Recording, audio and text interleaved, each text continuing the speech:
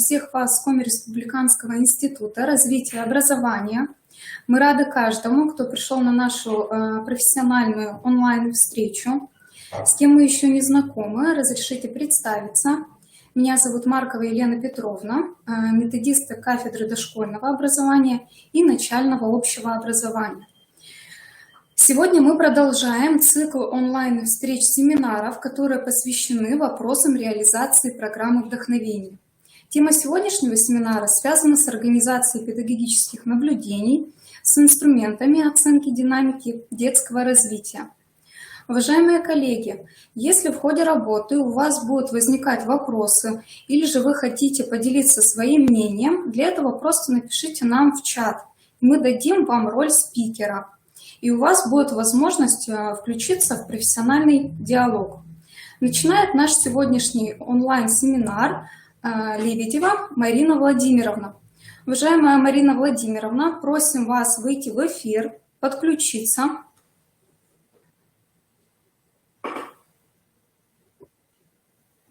Здравствуйте. Да, здравствуйте. Марина Владимировна, позвольте вас представить нашему профессиональному сообществу. Марина Владимировна Лебедева, методист, который курирует вопросы реализации программы вдохновения в дошкольных образовательных организациях. Город Санкт-Петербург. Уважаемая Марина Владимировна, передаю вам слово. Пожалуйста, можете начинать. Желаю вам интересного профессионального диалога. Спасибо большое, Елена Петровна. Спасибо. Коллеги, я хочу поприветствовать вас, сказать обычное, традиционное «Здравствуйте», добрый день нашей встречи.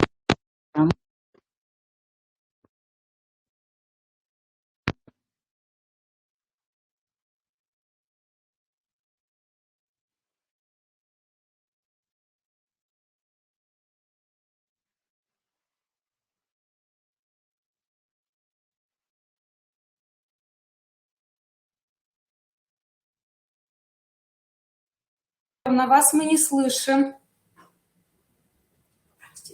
Марина Владимировна, вас не слышно.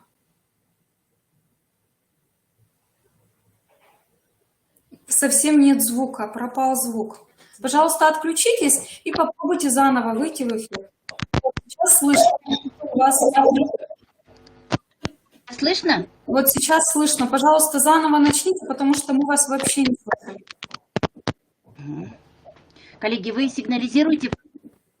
Снова звук пропал. Марина Владимировна, снова пропал звук.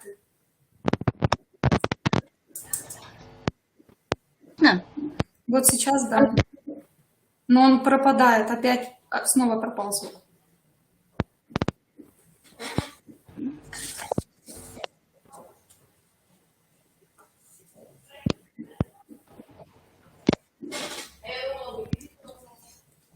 Не слышим.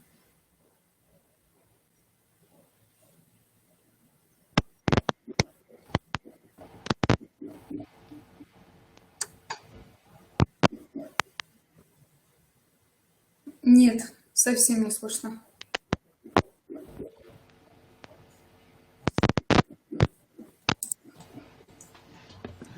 Так, вот сейчас вроде слышно. Точно слышно? Вот сейчас. Коллеги, просто у меня здесь вот надломился провод. Моя кошечка, к большому сожалению, приняла участие в нашем семинаре и немножечко поиграла с моим микрофоном, вернее, с проводом. Если будет не слышно, пожалуйста, сразу сигнализируйте. Ну, а я изначально, наверное, начну, с чего начала, это с приветствия. Я очень рада всех слышать, очень рада всех видеть, потому что наша встреча очередная, она не последняя. Мы с вами будем встречаться достаточно часто. В этом месяце мы будем 2 раза видеться с вами. Во все остальные месяцы до декабря по 1 разу. Но это опять-таки не факт, потому что если понадобится для понимания еще встречи, то, естественно, мы будем изыскивать какие-то возможности встретиться уже и 2 раза в месяц.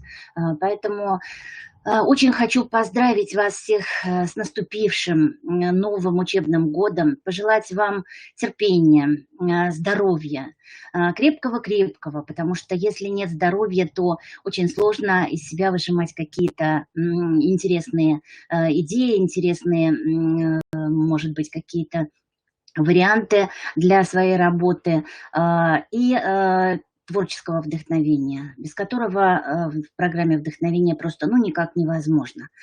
И сегодня на потребу дня мы очень долго размышляли с Татьяной Валерьяновной, какую же тему нам все-таки выдать на сегодняшний день. Была заявлена тема «Среда», но мы посчитали, что на начало учебного года наиболее актуальна будет тема, которая наиболее важна, наиболее сейчас прогрессивна и наиболее актуальна на период адаптации не только детей раннего возраста, но и вообще детей, которые посещали и пришли после длительного отсутствия в детский сад. Это тема наблюдения. Наблюдение, понимание ребенка и тот инструментарий, который мы используем для того, чтобы понимать его, для того, чтобы сделать полный цикл и понять, зачем нам это нужно, для чего нам это необходимо, наблюдение. Может быть, без него можно обойтись, может быть, оно играет не такую серьезную роль. Ну и давайте мы с вами все-таки рассмотрим еще раз более подробно, более конкретно, не останавливаясь на те темы, которые уже нами с вами пройдены. Ну вот давайте посмотрим, что же все-таки такое педагогический мониторинг и что такое педагогическая диагностика. Вот педагогический мониторинг, как вы здесь видите, это та форма организации сбора, хранения, обработки и распространения той информации, которую мы долго собираем и которая отображает педагогическую сущность всей нашей системы. Если мы говорим о педагогическом мониторинге именно развития детей, что немаловажно и что для нас на сегодняшний день и по нашей вот теме заявленной наиболее актуально, это как раз систематическое, стандартизированное наблюдение за развитием и динамикой результатов развития ребенка. Мы, как правило, и в частности, те педагоги, которые занимаются именно мониторингом и именно наблюдением, о чем мы сегодня будем говорить, это наиболее важно. И в конечном итоге, как результат, это выльется в мониторинг педагогический всей образовательной системы. И в частности у вас, вашей дошкольной организации, которая реализует определенные программы, по которым вы работаете, дополнительные и основные. Нельзя путать вот эти два мониторинга. МКДО – это именно развитие системы, это сбор информации по развитию всей системы, всей дошкольной организации. А мониторинг развития ребенка – это другое. Это тоже наблюдение за развитием и динамикой его развития. И смотрим именно динамику, смотрим именно то, как нам удалось в течение полугода, о чем мы с вами будем говорить более подробно, какие использовать методы, способы приема для того, чтобы ребенок развивался, для того, чтобы он выбирал именно те необходимые предметы, именно те действия, именно те занятия, которые будут способствовать этому развитию, как развить его интерес. Вот это и есть тот педагогический мониторинг. Мы сейчас, у нас тема всех образовательных организаций именно стоит более глобальная. На основе программы вдохновения, на площадке, на платформе программы вдохновения способствовать развитию через инструментарий мониторинга качества дошкольного образования, как подойти именно к развитию системы и получить ту динамику и те необходимые моменты для развития, с учетом их дальше развивать именно систему дошкольного образования. Ну, а если мы говорим о педагогической диагностике, это именно целенаправленное системное наблюдение по сбору фактов, по сбору тех необходимых каких-то наблюдений, моментов, оценки текущей ситуации развития детей. Но сейчас это понятие педагогической диагностики, оно немножко ушло. Сейчас педагогической диагностикой и вообще диагностикой занимаются у нас специалисты, педагоги, психологи. На нас лежит именно мониторинг. Мониторинг развития ребенка, который не дает нам более глубинно, не дает нам более системно говорить о том, какие же все-таки существуют, и более глубокую не выставлять оценку, чтобы не ошибиться, чтобы понять все-таки, с чем связано либо недоразвитие, либо, например, развитие вперед, либо тот уровень развития, где у нас какие области у ребенка западают. Вот здесь как раз нужно развести эти понятия, что мы сейчас и сделали. Ну, ценностно-целевые основы программы вдохновения, я думаю, мы не будем как раз очень подробно размусоливать, потому что все уже это все прекрасно знают. Именно система мониторинга, динамики развития детей, динамики тех достижений, которые мы видим и которые потом интерпретируем, основаны, и они, как правило, включают в себя ту методику наблюдения, которая связана с педагогическим наблюдением, с педагогическим мониторингом, могу даже сразу сказать, не с диагностикой, которые связаны с оценкой эффективности тех педагогических действий с целью оптимизации, с целью развития, с целью наполнения, насыщения.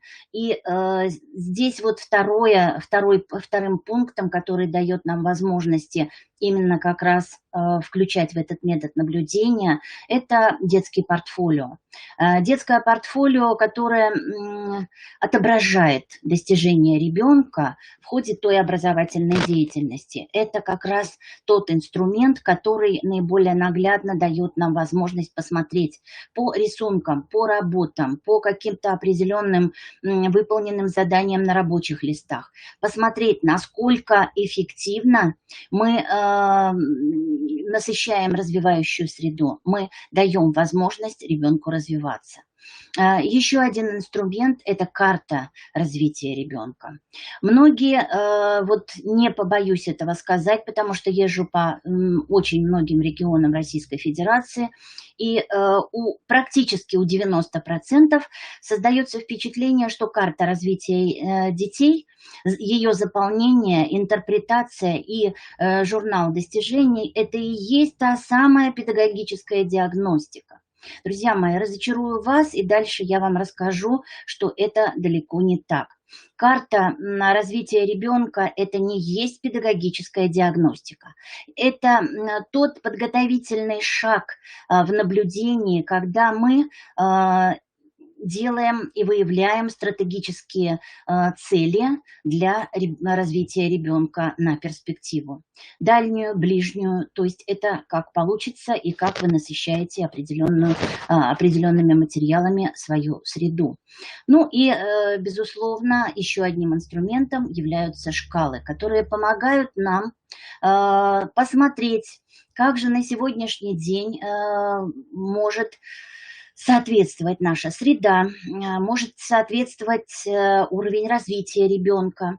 Ну и, безусловно, все вот эти весь этот инструментарий педагоги выбирают самостоятельно. Они выбирают настолько самостоятельно, потому что имеют право выбора. Мы можем предлагать, мы можем рекомендовать, но за воспитателем остается именно его собственный выбор. С каким инструментом ему удобно работать, что интереснее, что лучше, что качественнее отображает динамику развития ребенка. Ну и, безусловно, мы используем еще помимо карт развития, мы еще используем и советы наших специалистов, которые нам тоже дают возможность и рекомендации дают для того, чтобы глубинно исследовать на каких-то определенных заданиях уровень развития, что западает и какие рекомендации нужно использовать для того, чтобы это получалось. Ну, скажите мне, пожалуйста, для чего же мы все-таки наблюдаем? Может быть, можно обойтись и без наблюдений. Я думаю, что каждый задавал себе этот вопрос. И я, имея достаточно большой практический опыт, могу вам сказать, и меня тоже не минула данная участь, я тоже говорила, но я каждый день прихожу к детям.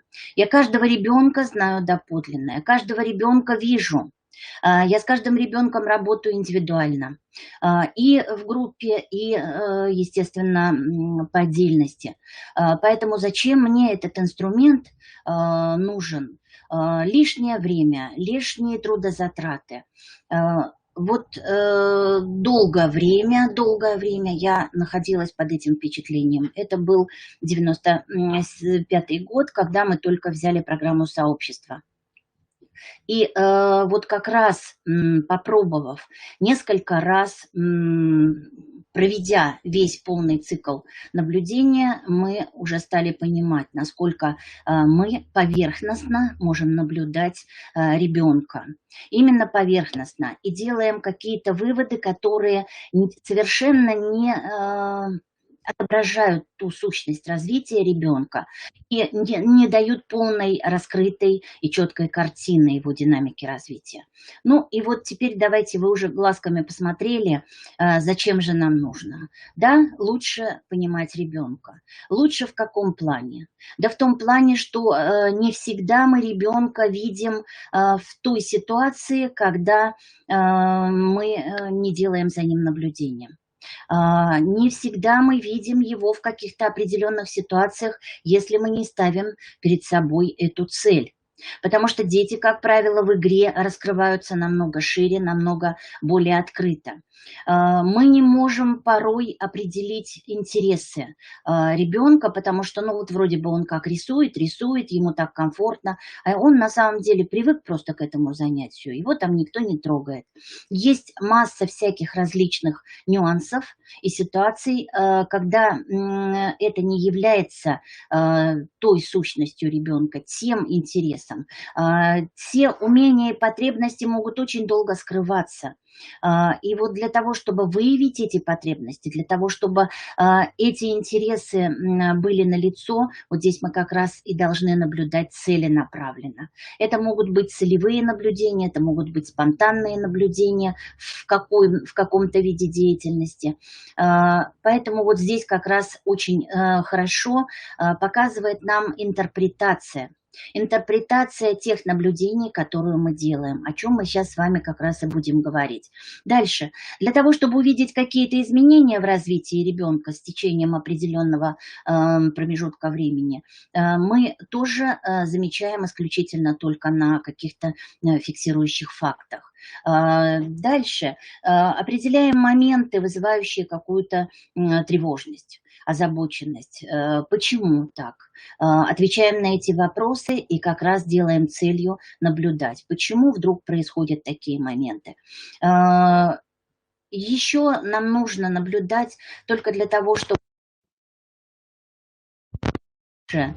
и какие способы, и какую стратегию выбрать для того, чтобы достучаться, для того, чтобы решить какие-то моменты, может быть, даже и проблемные моменты, для того, чтобы у ребенка открыть к тем интересам, чтобы он открыто их проявлял, чтобы он мог видеть, слышать, понимать и включаться в деятельность полноценно, а не просто тогда, когда кто-то возьмет. Мы не знаем тех задач, которые стоят перед ребенком, и поэтому вот для того, чтобы это понять, внести в план развития, внести в наши личные планы, когда мы вырабатываем определенную стратегию ежедневно, на каждого ребенка мы готовы делать определенные образовательные события, образовательные ситуации.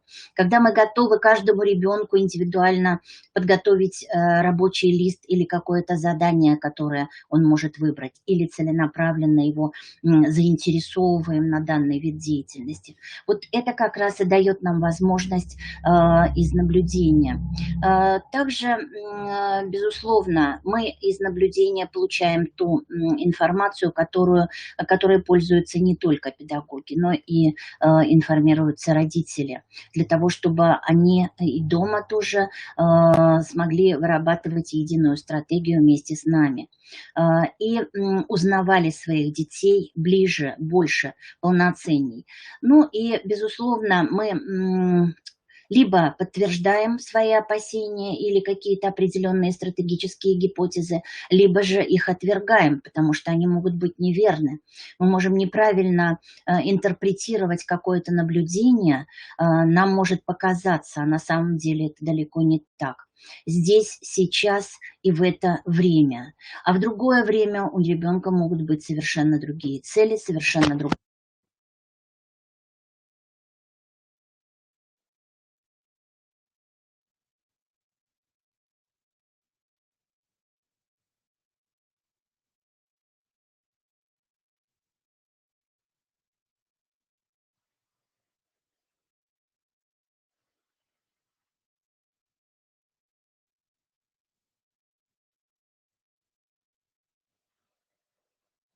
Пожалуйста, мы вас снова не слышим.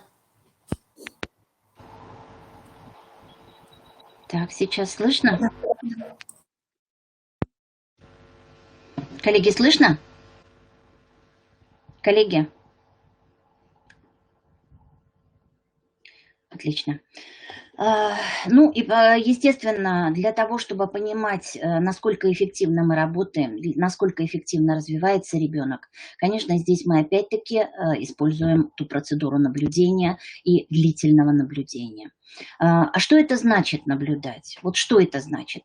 Вот все те вопросы, которые вы сейчас видите перед собой, как должно вестись наблюдение, как выбирать траекторию направления для наблюдения, когда, в какое время наблюдать, как вести записи наблюдений, как и когда использовать эти записи и для чего они вообще нужны, как преодолеть вот то свое субъективное мнение, о котором я сейчас вот только говорила, при анализе результатов, при интерпретации этих наблюдений, и как, в общем-то, предъявить эти результаты наблюдений родителям, в какой форме и для чего. Вот это те самые болевые, самые основные вопросы, которые, как правило, ставит перед собой педагог для того, чтобы понять, нужно, не нужно и каким образом дальше действовать.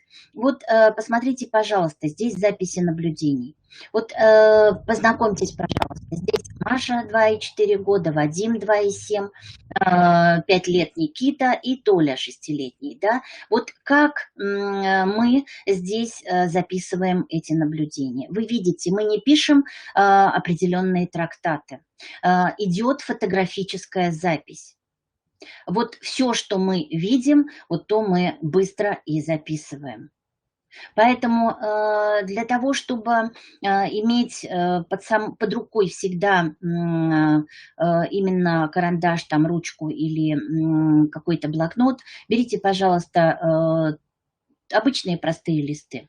С простого обычного листа вы можете написать какими-то, может быть, условными знаками обозначения, которые будут известны только вам. И с этого листа вы можете перенести в ту тетрадочку основную, где вы ведете наблюдение за каждым ребенком. Можно использовать сразу эту тетрадочку. Можно использовать различные другие методы, о которых мы сегодня будем говорить, и о которых нам сегодня расскажет Елена Сергеевна Боровченко, как проводится данное наблюдение на практике в детском саду номер 12 города Усинска. Но это вот, посмотрите внимательно, мы здесь не ставим никакой оценки, мы здесь фотографически записываем только то, что мы видим. Некоторые пытаются записать целый трактат. Не нужно. Вы, прежде чем наблюдать, вы прекрасно ставите цель. Что вам нужно увидеть? Зачем вам это нужно увидеть? Вы, если заметили какие-то определенные отклонения или вопросы к ребенку, вот здесь вы хотите их разъяснить, не надо наблюдать ради наблюдения. Нужно наблюдать тогда, когда есть вопрос.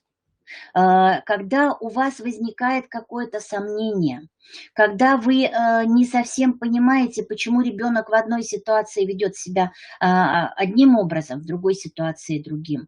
То есть всегда в цели должна стоять какая-то задумка, какая-то идея, какой-то вопрос обязательный.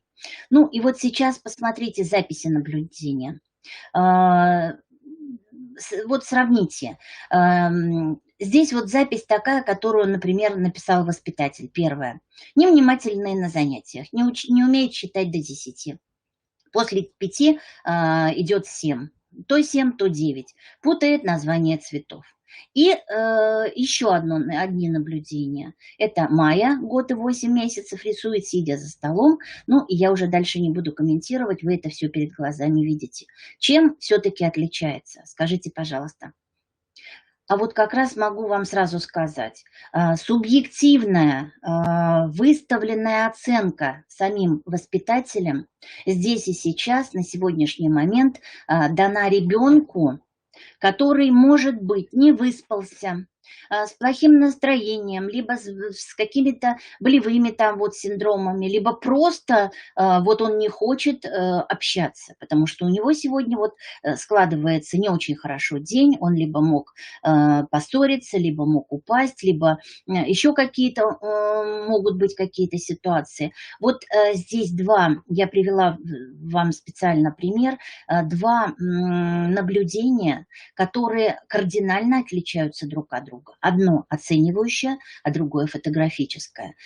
И сами ответьте себе, пожалуйста, на вопрос, какое наблюдение будет более эффективно, какое наблюдение даст больше информации для того, чтобы вы в дальнейшем задумались, и для того, чтобы потом себе поставили целью, где, в каком месте, в какое время и для чего пронаблюдать за этим же ребенком. Что вы хотите увидеть, что вы хотите узнать у той же Майи или у Артема. Вот и таких детей у вас очень много в группе, поэтому не ставьте цель отнаблюдать 10 человек сразу. Не надо, у вас обязательно должна быть цель. Наблюдение ведется постоянно, систематически, но бесцельно наблюдать ради наблюдения не стоит. И здесь вот вы как раз опять-таки можете увидеть разницу. В чем же разница наблюдения и достижения? Вот посмотрите, пожалуйста, на верхней строчке это наблюдение, когда опять-таки мы видим, насколько фотографично педагог записывает за ребенком, где он сидит, где это находится днем, что делает ребенок, его последовательность его действий и, может быть, какие-то определенные фразы. И достижения. У нас очень многие педагоги используют дневник достижений. Вот не надо греха таить, но сразу могу вам сказать, дневник достижений используется для наблюдений. Друзья мои, вот это в корне неправильно. В дневнике наблюдений, в дневнике, простите, достижений прописываются только достижения. Они могут прописываться как угодно, могут прописываться эмоционально, могут прописываться вот как констатация определенных фактов. Видите, вот первое достижение. Ура, Марина первый раз завязала шнурки. Это здорово, это радость, потому что очень долго не получалось у Марины зашнуровывать ботинки, и вдруг она сама самостоятельно сделала. Это ли не достижение? Достижение. Ну и вот здесь, как обыкновенная констатация фактов, Денис научился рисовать человечка. Это вот обычная констатация фактов, факта. Ну и если мы в дальнейшем посмотрим, то в журнале достижений мы не пишем наблюдения, мы не интерпретируем эти наблюдения. Мы в конечном итоге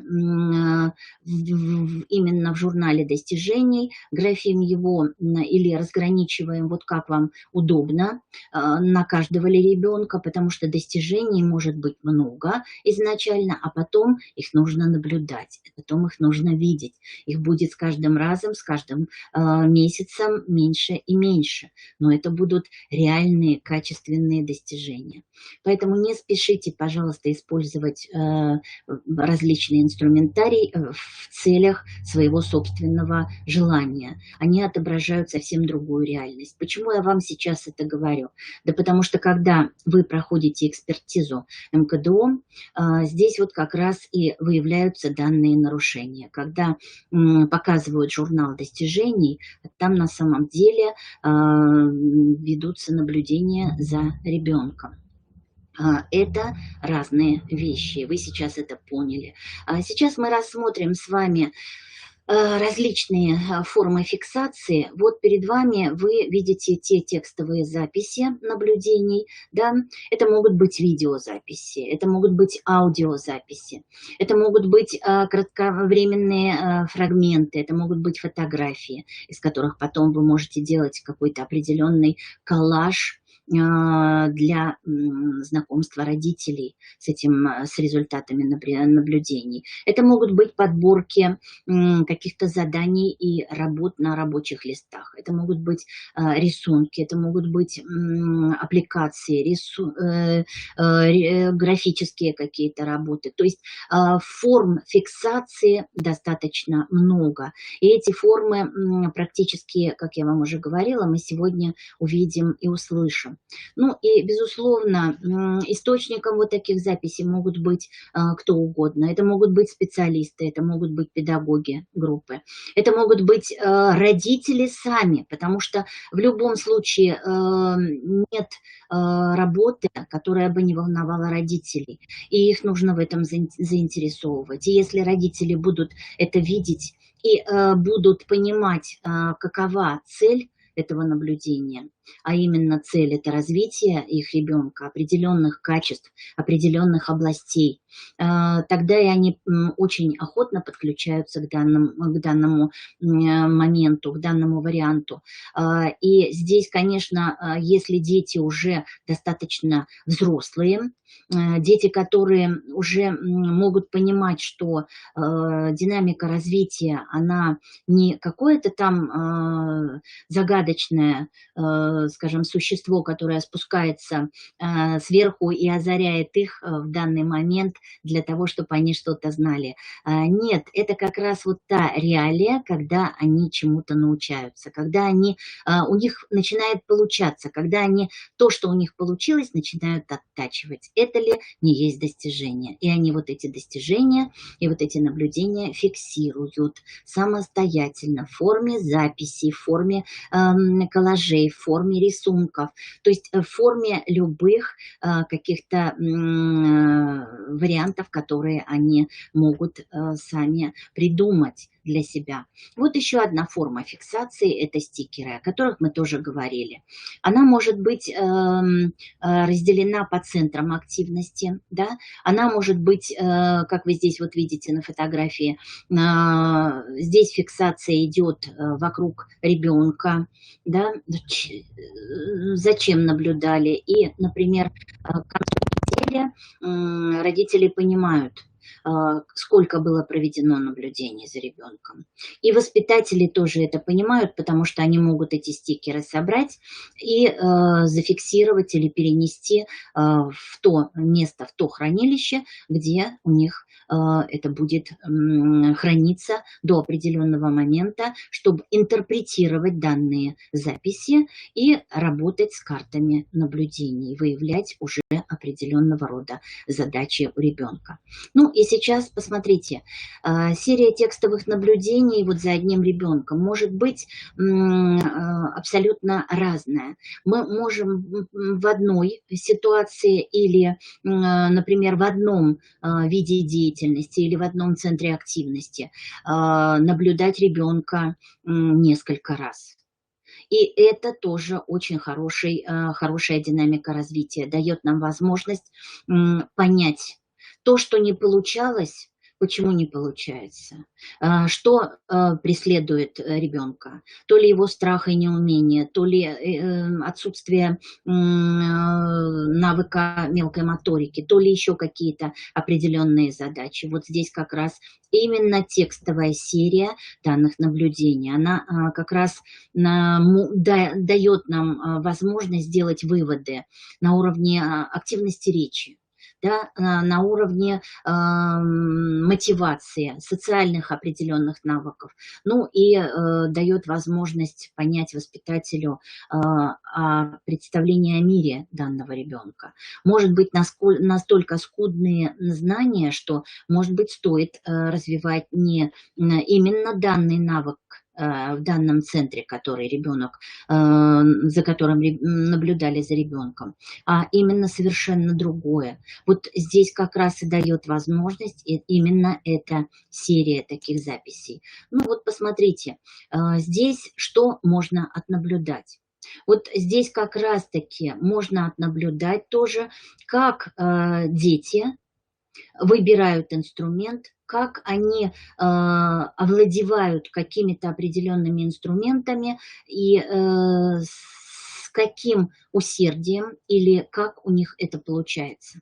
Это, можно сказать, та самая палочка-выручалочка, тот самый бросовый материал или те самые уже ненужные вещи, которые мы приносим ради развития, как мы говорим, интереса, а ничего подобного. Вот не подобного. Можно как раз вот наблюдать совершенно другие вещи, именно навыки. Навыки, знания и умения. Насколько они развиты. Потому что вот если брать те примеры, которые я видела, у того же Клима, у той же Сони, у того же Андрюши, с одной стороны, заинтересованность, например, в 12-м саду города Усинска, заинтересованность Андрея в динозаврах, и в то же время, насколько поглотила, насколько увлекла ребенка работа с мылом. И вы это помните, те, кто присутствовал на этом как раз занятии, когда мы видели, вроде бы все было, весь интерес его направлен был в одну сторону, и как можно было переместить, и как можно было увидеть тот навык, тот интерес, и как можно было его потом перевоплотить именно совершенно с другим потенциалом и с другим материалом. Ровно как и здесь. Ну вот смотрите, дальше. Сами продукты, о которых мы как раз вот только что говорили. Продукты той деятельности, которые приносят нам на итоговый сбор дети. Деятельность, вот именно продукты деятельности. Это могут быть рисунки. Вот в данном случае посмотрите, рассмотрите, сделайте выводы, да, об уровне логического мышления данного ребенка.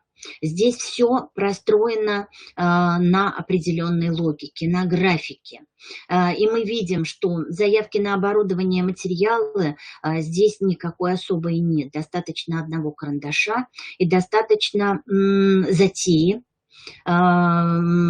который овладевает сам ребенок. Он рисует лабиринты, он рисует какие-то дороги. То есть вот на данный момент можно судить о развитии его полушария, которое отвечает как раз за логику. Вот видя одно за другим продукты деятельности ребенка, мы тоже можем сделать определенные выводы. Это как раз на уровне наблюдения, на уровне портфолио, куда мы можем заносить и даже после выставок, если ребенок захотел повесить, например, свою работу на выставку, мы же после выставки, как правило, складываем эти работы в портфолио для того, чтобы потом из портфолио сделать определенный вывод. И развитие интереса, и план, и посещение центров.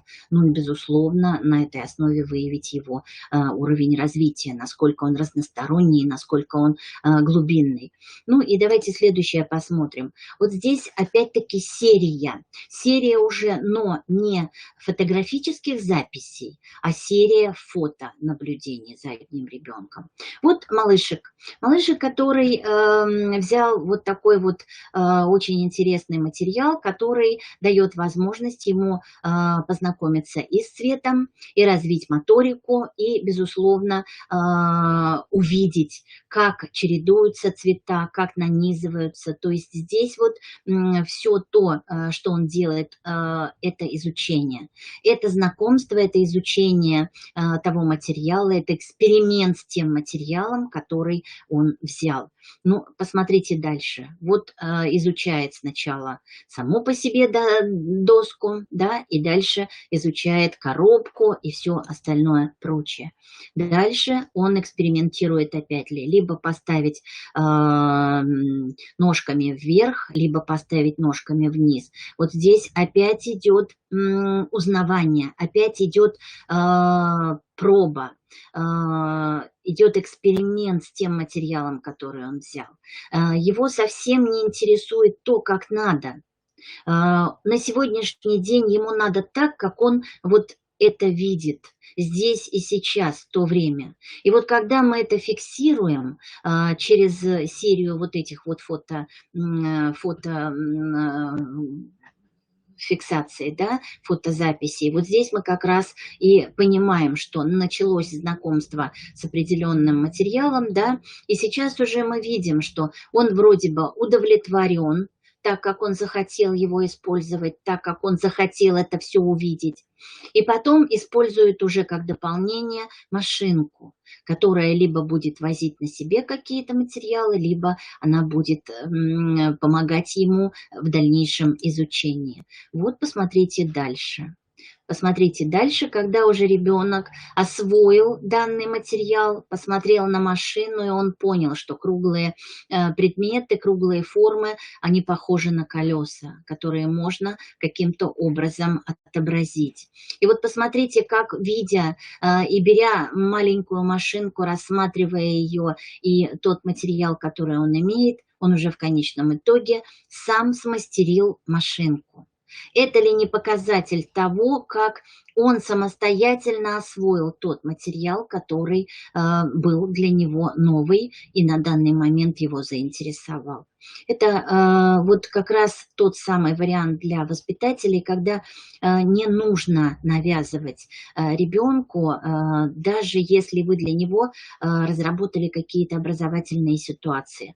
Нужно просто отнаблюдать, нужно просто понять и увидеть, как он работает, как он с этим материалом, как он включает свою манипуляцию, как он осваивает его.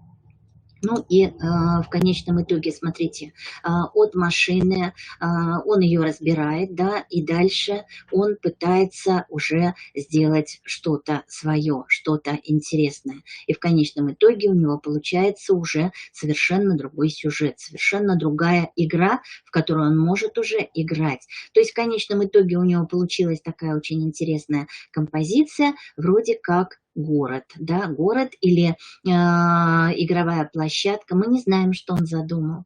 Вот. Мы можем его об этом спросить. Мы можем с ним при наблюдении, мы можем с ним вступить в коммуникацию. Но вот даже то, что мы уже увидели из серии вот этих снимков, уже нам говорит о том, как ребенок самостоятельно изучает те самые интересные материалы, которые перед ним находятся, как он их выбирает и как он с ними знакомится. И что в конечном итоге получается.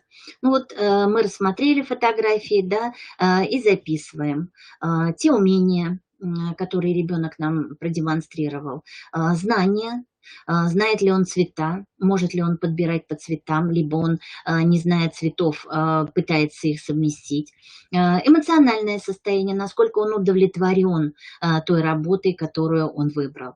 Ну и, естественно, здесь мы можем сделать уже выводы о способностях, о концентрации и удержании, достаточно длительном удержании его внимания на каком-то определенном материале, насколько он сосредоточен, насколько он внимателен, насколько он удовлетворен тем выбранным видом деятельности.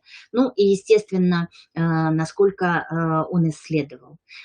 И вот это исследование как раз дает ему тот результат, когда он уже начинает творить самостоятельно, креативно, включает свой креатив.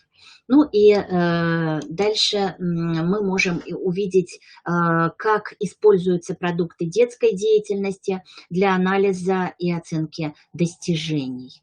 Вот здесь я опять сделала акцент на достижения. Наблюдение и достижения стоят крайне рядышком. Но, опять-таки, мы, наблюдая, можем видеть задачу, а можем видеть уже результат. Вот этим они отличаются. Но наблюдая, мы все равно это выявляем. И вот здесь, смотрите, девочка, опять-таки, занимается планированием, где она хочет делать, что она хочет делать, она это все отрисовывает, она использует разные методы, формы, приемы. Ну, или вот, например, кто-то записывает в сетке паутинки какие-то свои интересные занятия, или то, что он хочет это сделать, или через свое планирование он может написать уже непосредственно на листе бумаги самостоятельно, как он хочет, и где он хочет заниматься. И это опять-таки вот эти же отображения тех продуктов, которые получаются у ребенка, они как раз и дают нам возможность делать какие-то определенные выводы. А сейчас давайте посмотрим на тот инструментарий, который предлагает нам программа вдохновения и который порой используется некачественно и не по назначению. Вот мы с вами очень долго говорили о картах развития, да, там очень интересно и очень качественно разбита вся информация на 5 разделов федерального стандарта. Все 5 областей расписаны на задачи. Они просто расшиты на эти задачи. И не нужно искать, не нужно где-то дополнительную информацию придумывать. Все отображено именно в этих картах развития. Но вот многие посчитали, что здесь вот как раз это и есть та педагогическая диагностика, которая дает возможность понять уровень развития ребенка. Вот хочу вас немножечко увести от этой мысли, потому что это неверно. Это тот инструмент, который дает нам возможность выявить задачи развития. И когда вы пишете интерпретации наблюдений, которые вы отнаблюдали разными форматами, разными способами, как раз вот здесь пишется интерпретация. Чем отличается интерпретация от, скажем так, от той задачи? Интерпретация – это разъяснение и толкование. А только мы вот вначале с вами разобрали, что такое диагностика, что такое мониторинг. Да? Вот многие говорят, что мы документируем. Друзья мои, в картах развития мы интерпретируем. А документируем мы совершенно в другом документе, совершенно в другом месте. Вот карты развития у нас дают нам возможность выявить задачи. Это вот самое основное. И мониторинг. Мониторинг развития ребенка, который разделяется на 2 вот таких пособия. Это наблюдение за развитием детей от 3 до 48 месяцев и от 48 месяцев до 72, то есть до 6 лет. Это это переводные издания, которые мы с вами немножко более подробно разберем, которые, например, вот мое учреждение, мои коллеги, мои педагоги, они его немножко синтезировали под свои собственные условия, под свои собственные области развития и немножко изменили задачи и дополнили задачи от 6 до 7 лет, на детей 7 лет. Но они очень хороши, потому что это готовые задания, которые можно взять и провести мониторинг через каждые полгода, изучая уровень и динамику развития ребенка. Давайте дальше посмотрим. Карты развития детей. Вот соблюдая самые главные принципы федерального стандарта, это поддержка разнообразия детей и детства, это как раз вот тот инструмент, который побуждает педагога делать акценты в ситуации понимания ребенка. То, о чем мы с вами как раз начали говорить. Ситуация развития ребенка. И в дальнейшем, как можно организовать деятельность образовательную, да, не на возраст ребенка, а на его индивидуальное развитие, на его достижение, строящихся на том, что он уже умеет, да, и какая у него уже есть познавательная база, и потенциальные возможности, то есть то, что ребенок может. Не делая сверхзадачи, потому что с теми сверхзадачами ребенок может не справиться. И у этого ребенка могут быть абсолютно негативные показатели. И вот эти карты развития дают нам возможность правильно посмотреть, какие же задачи и этапы развития детей, да, вот здесь эти этапы в соответствии с возрастными особенностями, и они сгруппированы, как я вам уже сказала, по областям, по направлениям. Они дают нам возможность составить то полное, цельное, комплексное представление об уровне развития каждого ребенка. Именно каждого ребенка, у которого можно здесь и сейчас скорректировать его траекторию развития и понять, и выработать ту стратегию, которая необходима на ближайшую перспективу для решения его задач. Ну и, естественно, здесь есть те подробные рекомендации и тот хороший навигатор, который дает нам возможность как раз вот посмотреть, входим ли мы в норму или нет. Перед вами вот как раз развернутый лист карты развития ребенка, да, и вы перед собой видите вот эти вот заштрихованные, выделенные фрагменты, которые как раз и определяют нам норму. Вот эта норма, она как раз, если ребенок попадает по задачам в эту норму, значит сформирован навык. Если идет опережение, то, безусловно, это уже идет опережение. Если этот навык не сформирован, вы точно также будете понимать, какая задача стоит перед вами по формированию данного навыка. И вот здесь как раз мы ориентируемся не на возрастные особенности, а на индивидуальные особенности каждого ребенка. И следующий инструмент – это как раз индивидуальная программа развития. Сейчас мы на данный момент с вами говорили о стратегических возможностях, о выявлении задач на основе наблюдений. Вот это целенаправленное, спонтанное или любое, какое угодно наблюдение в любых форматах дает нам возможность выявить эту задачу.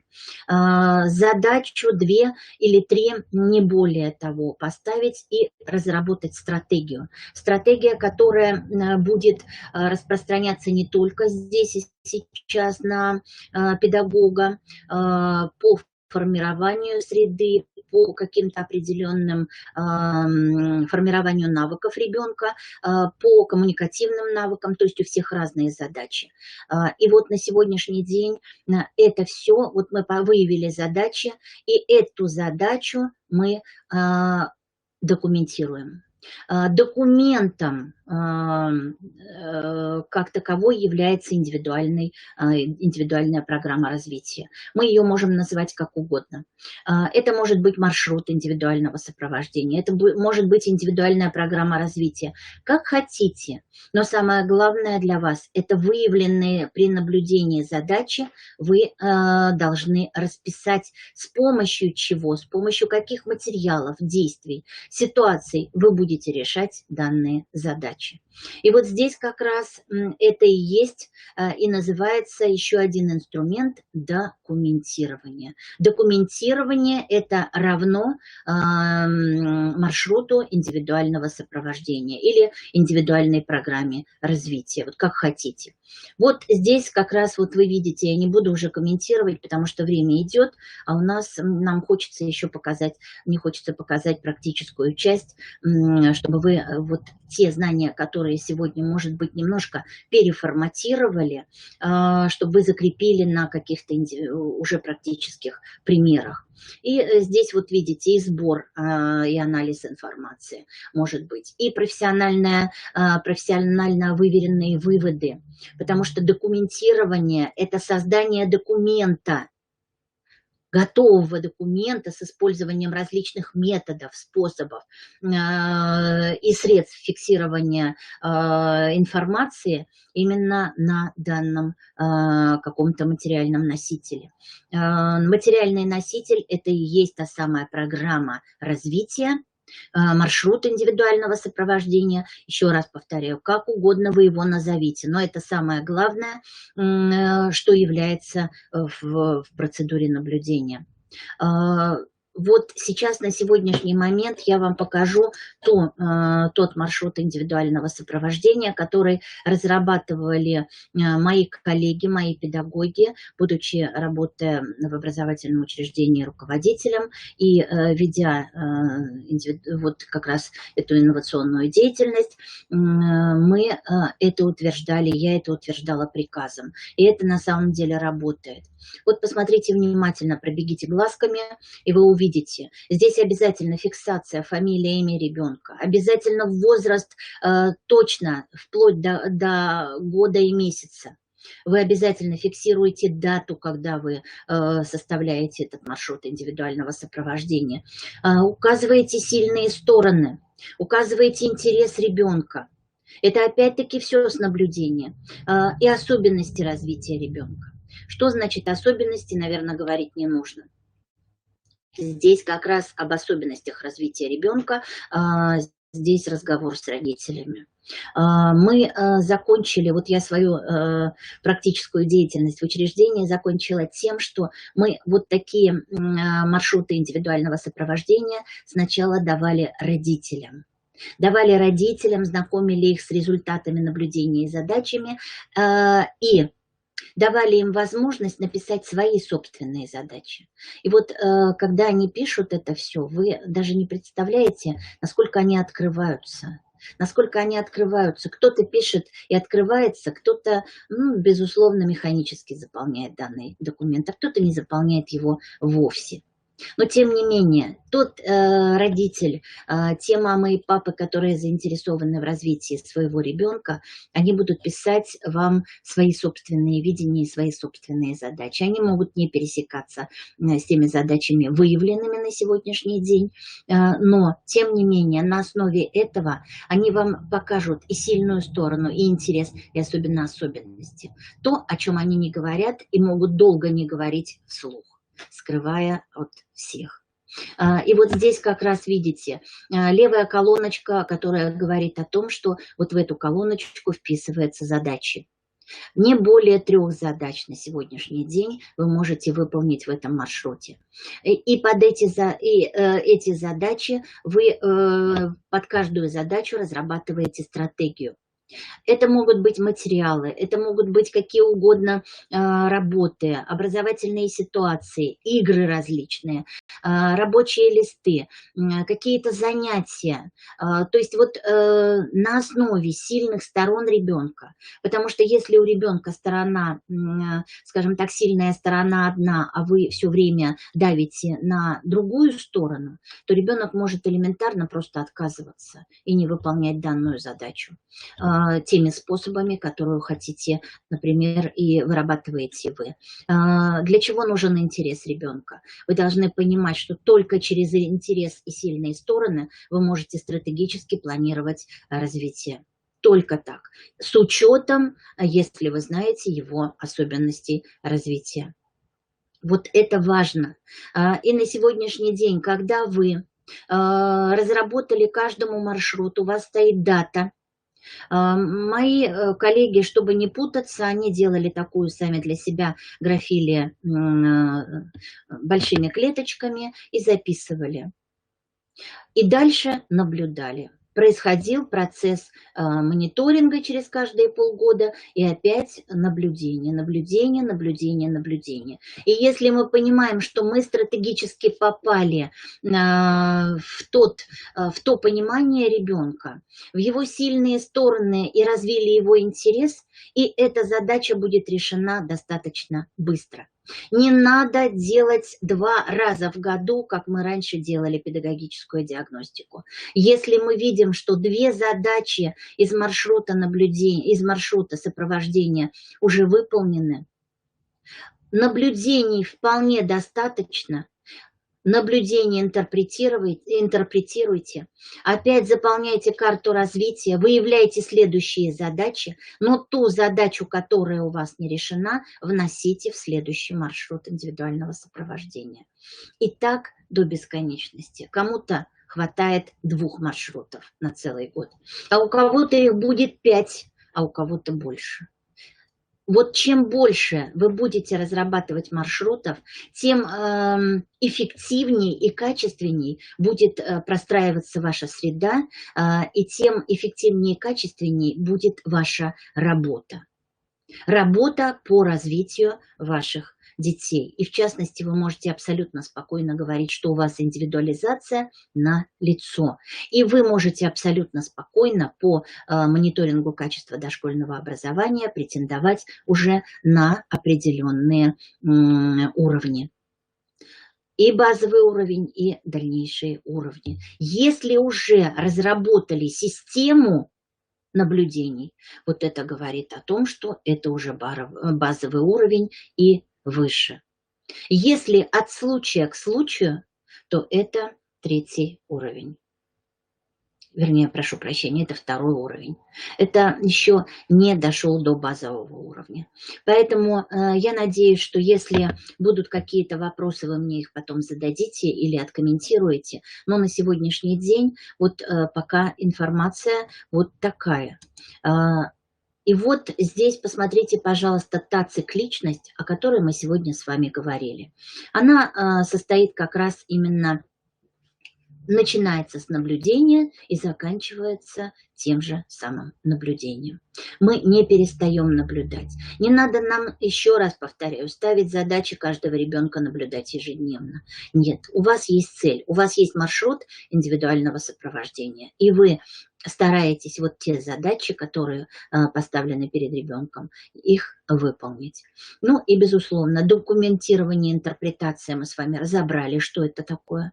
Это разные вещи и разные понятия.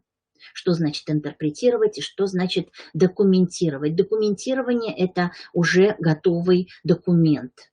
Это маршрут индивидуального сопровождения. А интерпретация наблюдений – это идет разъяснение и истолкование того, что вы наблюдали. Это разные, опять-таки, понятия. Ну, и если мы говорим уже дальше о мониторинге, то это, опять-таки, уже другой инструмент, о котором мы с вами говорить будем более подробно. Если успеем сегодня, если не успеем, то на следующем семинаре, на следующем занятии.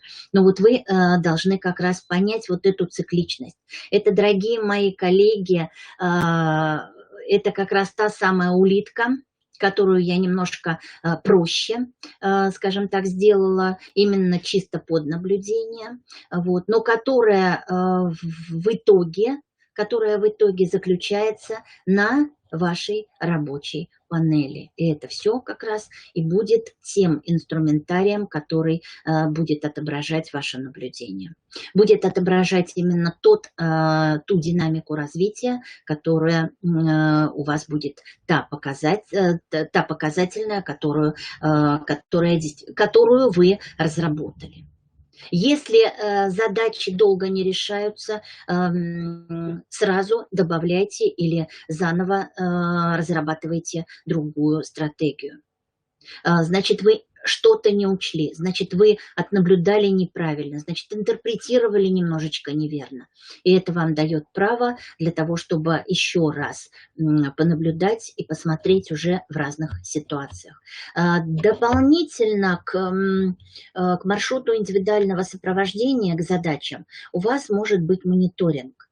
Мониторинг, который проводится через каждые полгода. Это 1,5 года, 2, 2,5, 3 и так далее до 7 лет. И на каждые полгода существуют определенные задания. Задания, которые прописаны вот в тех методичках, о которых я вам только что показывала и говорила, от 3 месяцев до 48, от 48 до 72.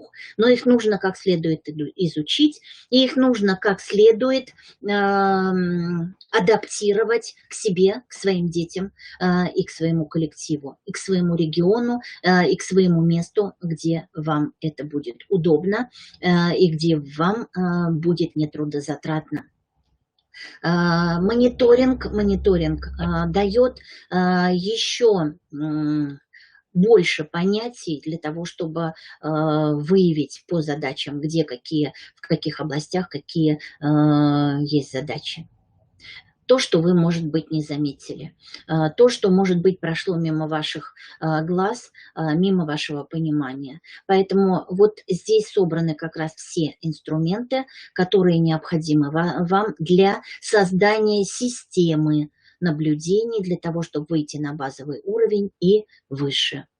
При аттестации, при мониторинге качества дошкольного образования вашего учреждения. Это будет очень учитываться экспертом. И только тогда, когда вы достигли в каждой технологии системы, вот только тогда вы получите нужные баллы, и вы тогда будете говорить о том, что это уже выстроенная, хорошая, добрая система.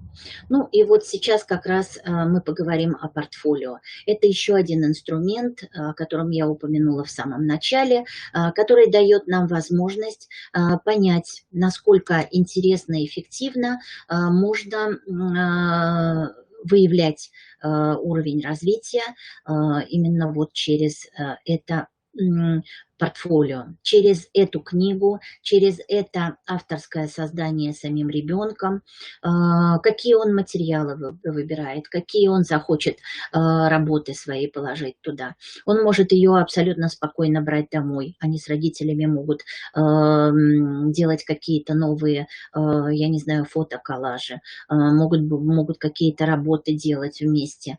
И здесь как раз он приходит и обсуждает это все. Для вас это еще один инструмент, который дает вам понимание того, насколько это необходимо. Ну, это тот же самый маршрут развития, о чем мы с вами как раз говорим, встроенный инструмент в общую систему.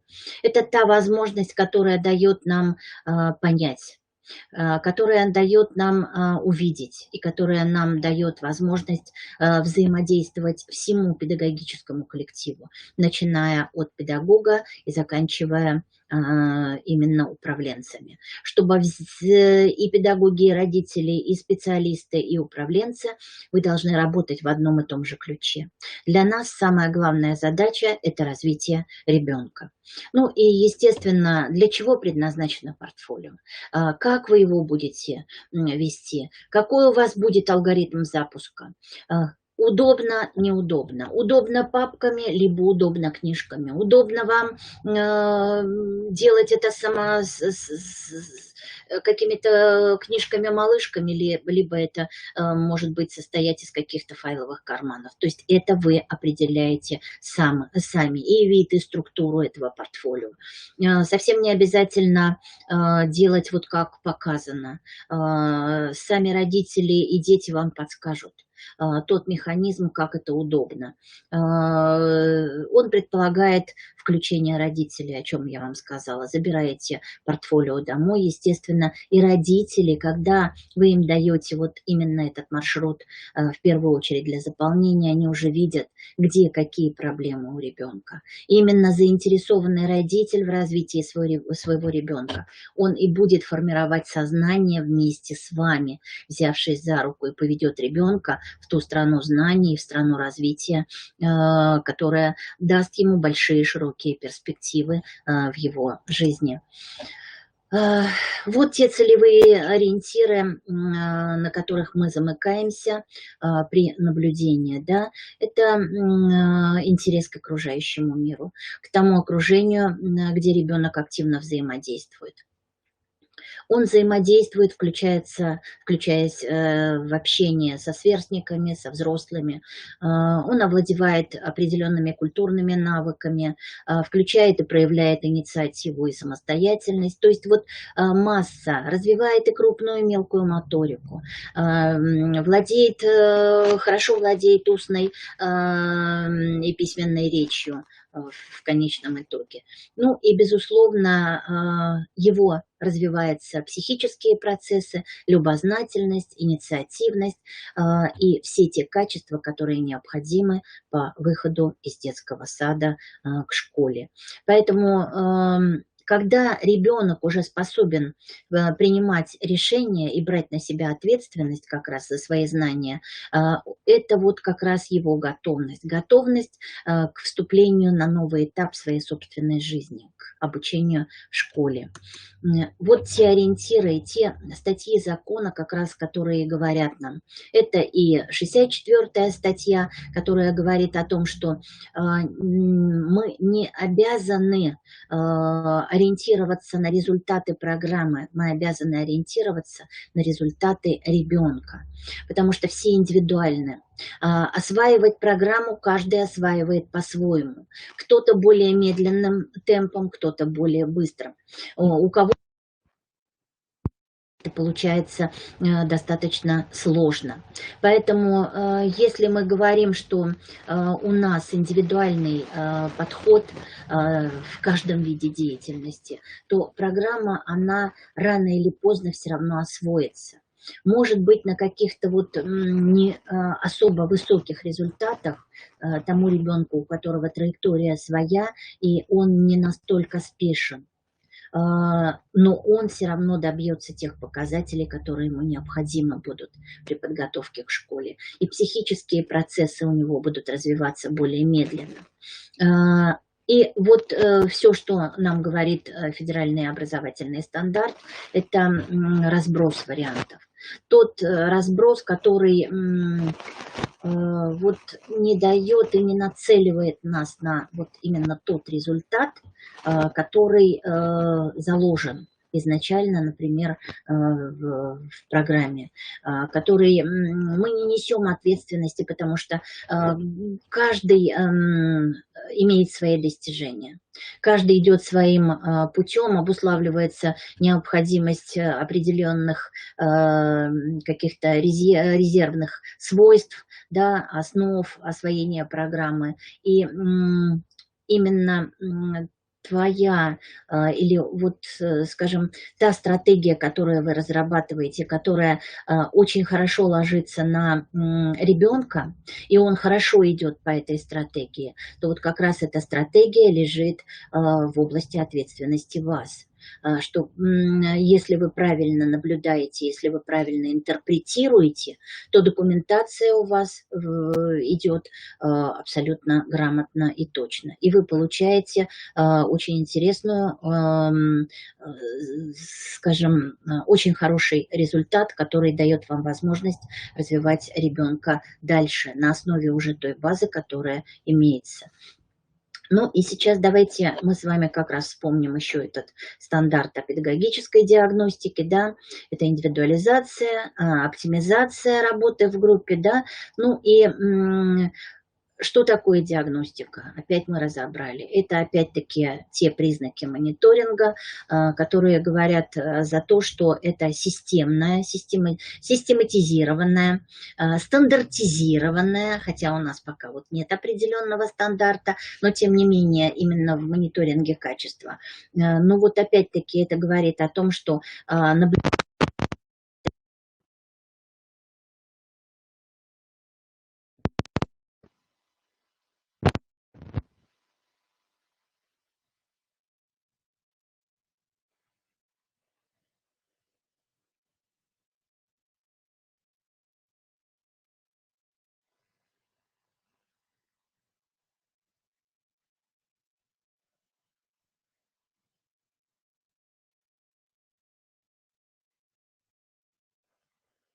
К сожалению, мы вас не слышим снова.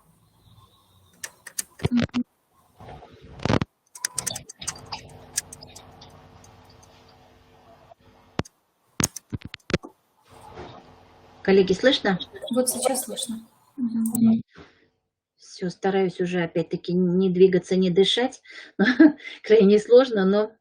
И вот эти результаты психологической диагностики как раз вот как и используются для маршрута индивидуального сопровождения, то, о чем мы говорили. Это как раз все те задачи федерального стандарта, которые дают нам возможность отследить динамику и уровень развития нашего ребенка. Ну, вот сейчас, на сегодняшний момент, я хочу пригласить к нашему профессиональному сообществу Боровченко Елену Сергеевну, которая на своем собственном опыте, на опыте своих коллег покажет нам те инструменты, которыми пользуются их педагоги, которые пользуется она сама, как она достигает результаты, какие она использует методы и приемы, и какие формы. Вот это самое важное, потому что когда мы говорим о теории, это одно, а когда и что получается на практике, это совсем другое. Елена Сергеевна, пожалуйста, я передаю вам финишную прямую, палочку.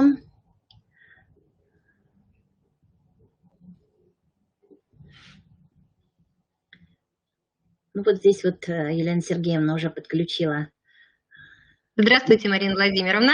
Здравствуйте, здравствуйте, Елена Сергеевна, пожалуйста, расскажите нам о том, как же вы ведете наблюдение, о том, каким инструментарием пользуетесь, какие форматы используете этого педагогического наблюдения, ну и, безусловно, о своей работе и о результативности.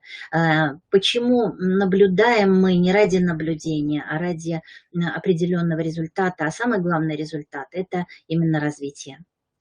Спасибо, мы слушаем вас, ухожу. Спасибо. Здравствуйте, коллеги.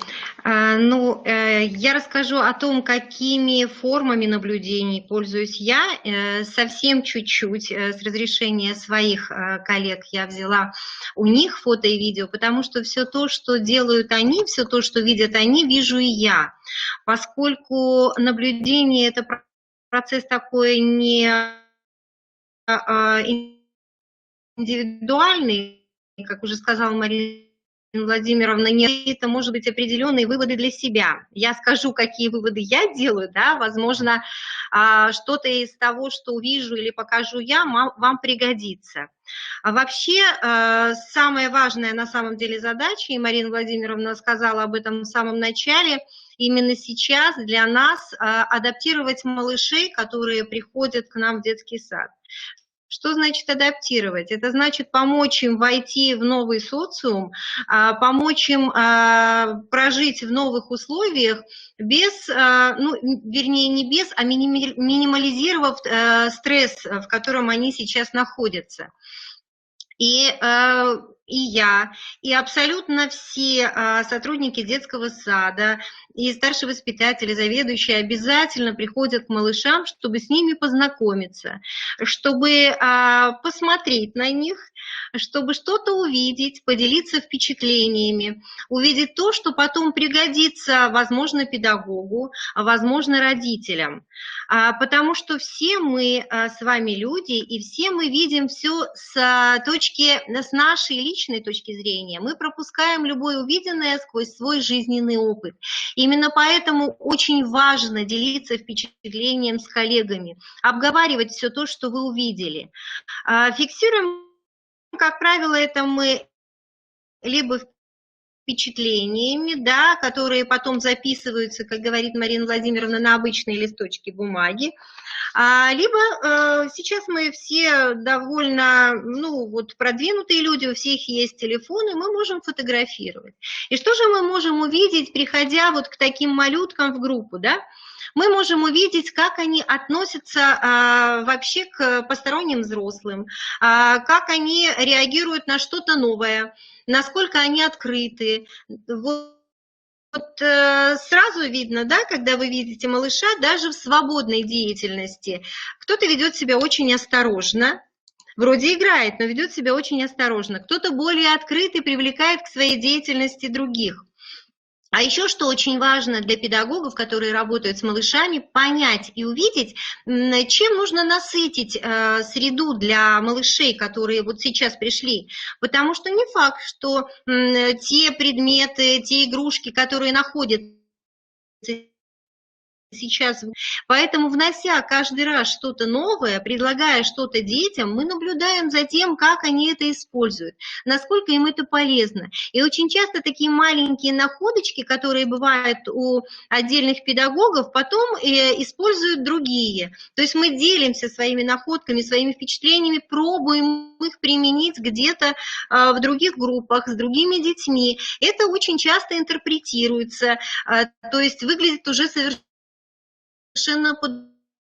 по-другому. Вот наша маленькая находка с одними детками, такой вот живой подоконник, на котором можно рисовать в ожидании мамы, да, как я уже говорила, детки, стоя около окна, все время маму ждут, потому что мама туда ушла.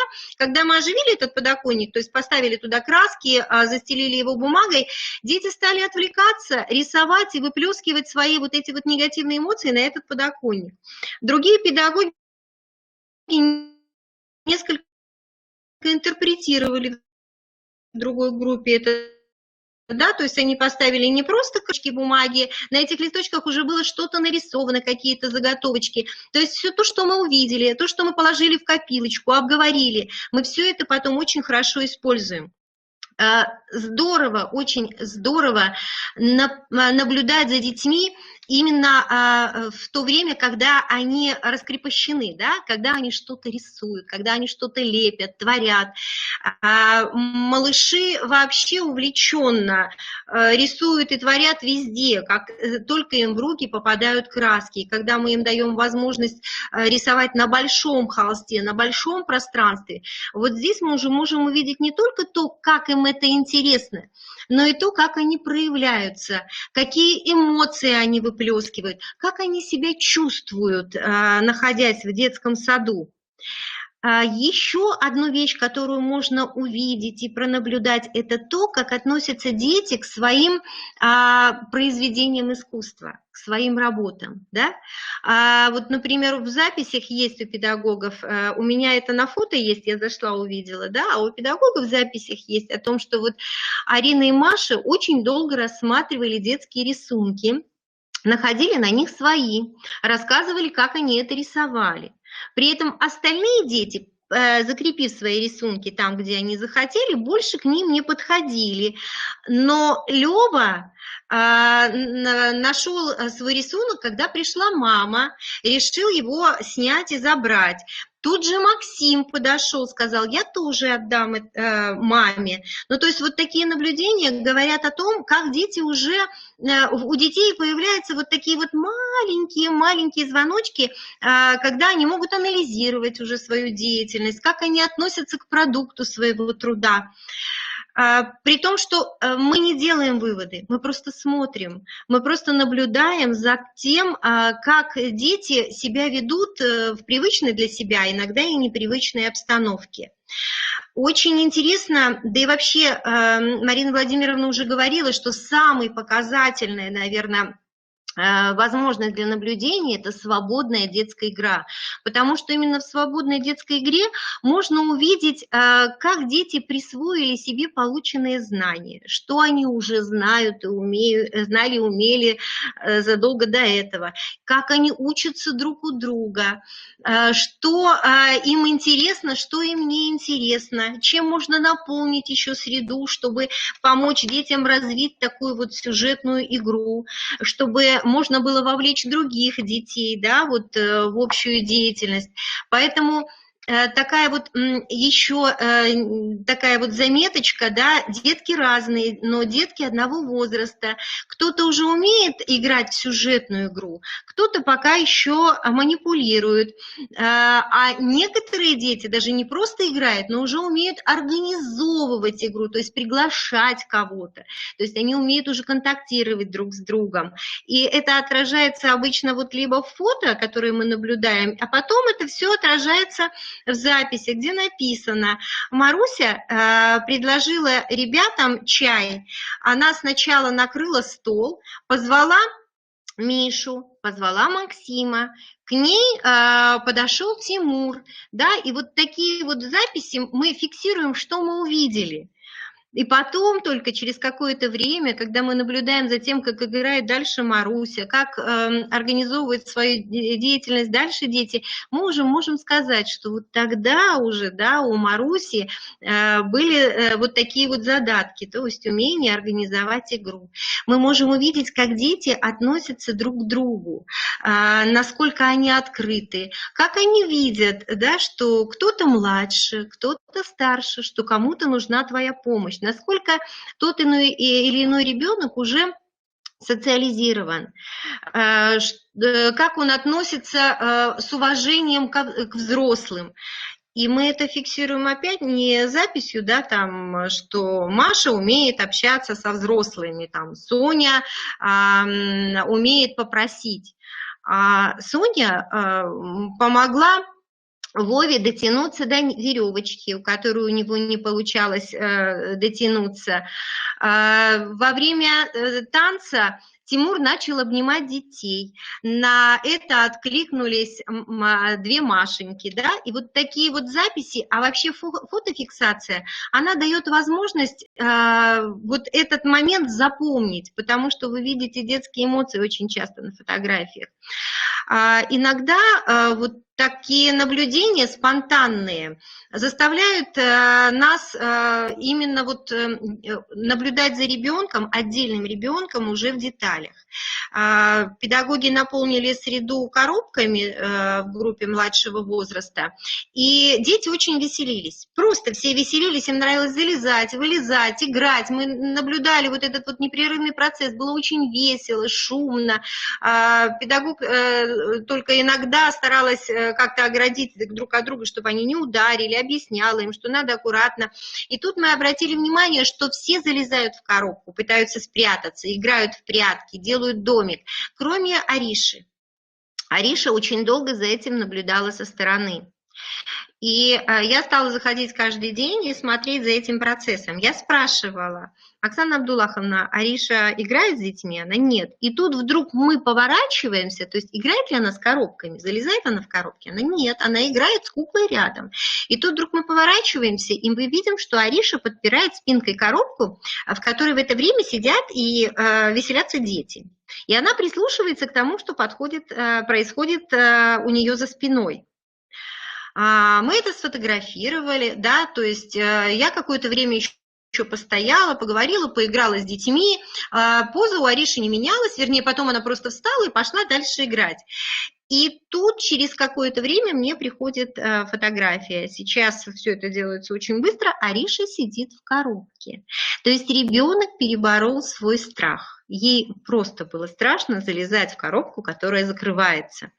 И она переборола свой страх. Сначала она аккуратненько залезла так, чтобы коробка не закрывалась. А уже через какое-то время мы спокойно наблюдали, как Ариша веселится вместе с детьми. То есть вот такого своего маленького страха, от такого маленького страха Ариша избавилась. И мы поставили вот такую вот галочку, мы сделали такую запись. Ариша спокойно залезает в коробку, играет вместе с детьми.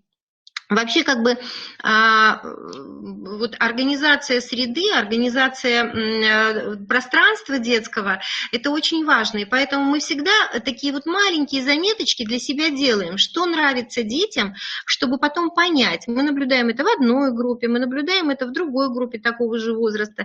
И потом мы предполагаем, почему им это нравится. Да? То есть я всегда говорю, почему детям маленьким нравится игра домики, почему они любят камерное пространство, потому что это обеспечивает их безопасность. И вот вам, пожалуйста, документальное подтверждение. То есть я могу не голословно это говорить, а я могу это показать, и сразу становится понятно, что же нужно организовать детям в группе, как нужно сделать так, чтобы они чувствовали себя в безопасности. Вот такие маленькие находки тоже очень важны для педагогов, вот эти вот записи, которые позволяют им потом двигаться дальше.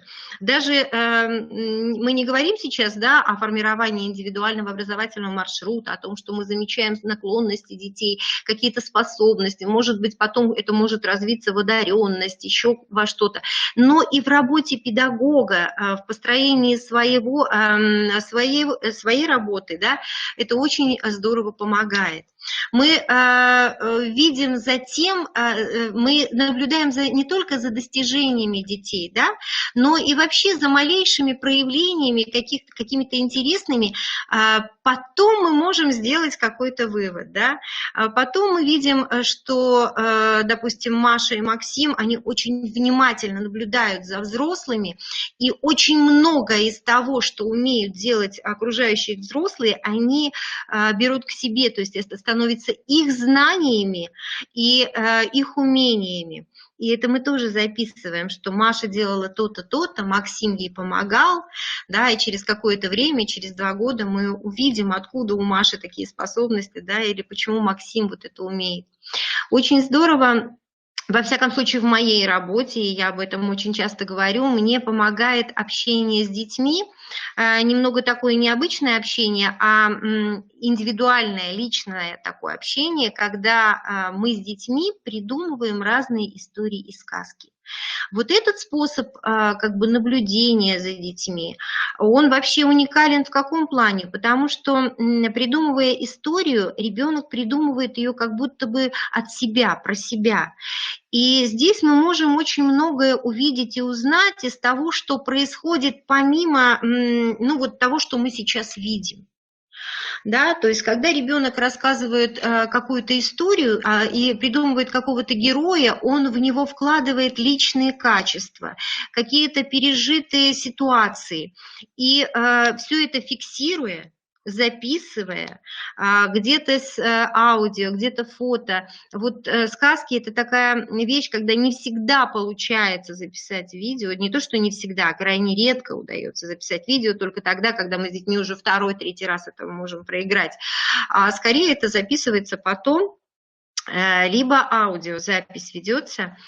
И тогда мы можем не только увидеть достижения, но и понять эмоциональное состояние ребенка, да, и увидеть понять то, что невидимо глазу. Придумать историю можно, во всяком случае, дети, которые вот к этому уже приобщены, можно очень легко. В этом году, например, наши подготовишки с удовольствием помогали мне придумывать прощальную историю с детским садом. Почему помогали? Потому что их было уже мало, и идея пошла от них, но они сначала не справились. И вот И в этой истории она получилась такая теплая, добрая. Было очень понятно, что они нас любят, и они по нам будут скучать. Поэтому вот такие вот эмоциональные сказки, истории, которые дети придумывают с героями, которые они рассказывают по картинкам в книжке, не зная, да, содержания. Они часто какую-то историю начинают рассказывать, и мы к этому прислушиваемся и записываем вот это все. Это очень такие яркие вещи, которые потом помогут нам понять многое о детях и понять, как нам взаимодействовать с такими детьми. Все педагоги понимают и знают, что детские работы – это такой вот как бы вот результат, который отражает умение ребенка. Но, наверное, это те работы, которые сделаны по образцу. А когда у вас есть возможность увидеть то, что сделали ребята по своей фантазии, по своему желанию, вот это уже такая возможность понять не только умение, да, ребенка, но и увидеть его потенциал. Поэтому самые интересные, конечно, вот такие вот работы мы обычно фиксируем. У меня целая коллекция, у меня целая папка детских работ, которые на компьютере, которые разбиты по группам, по годам.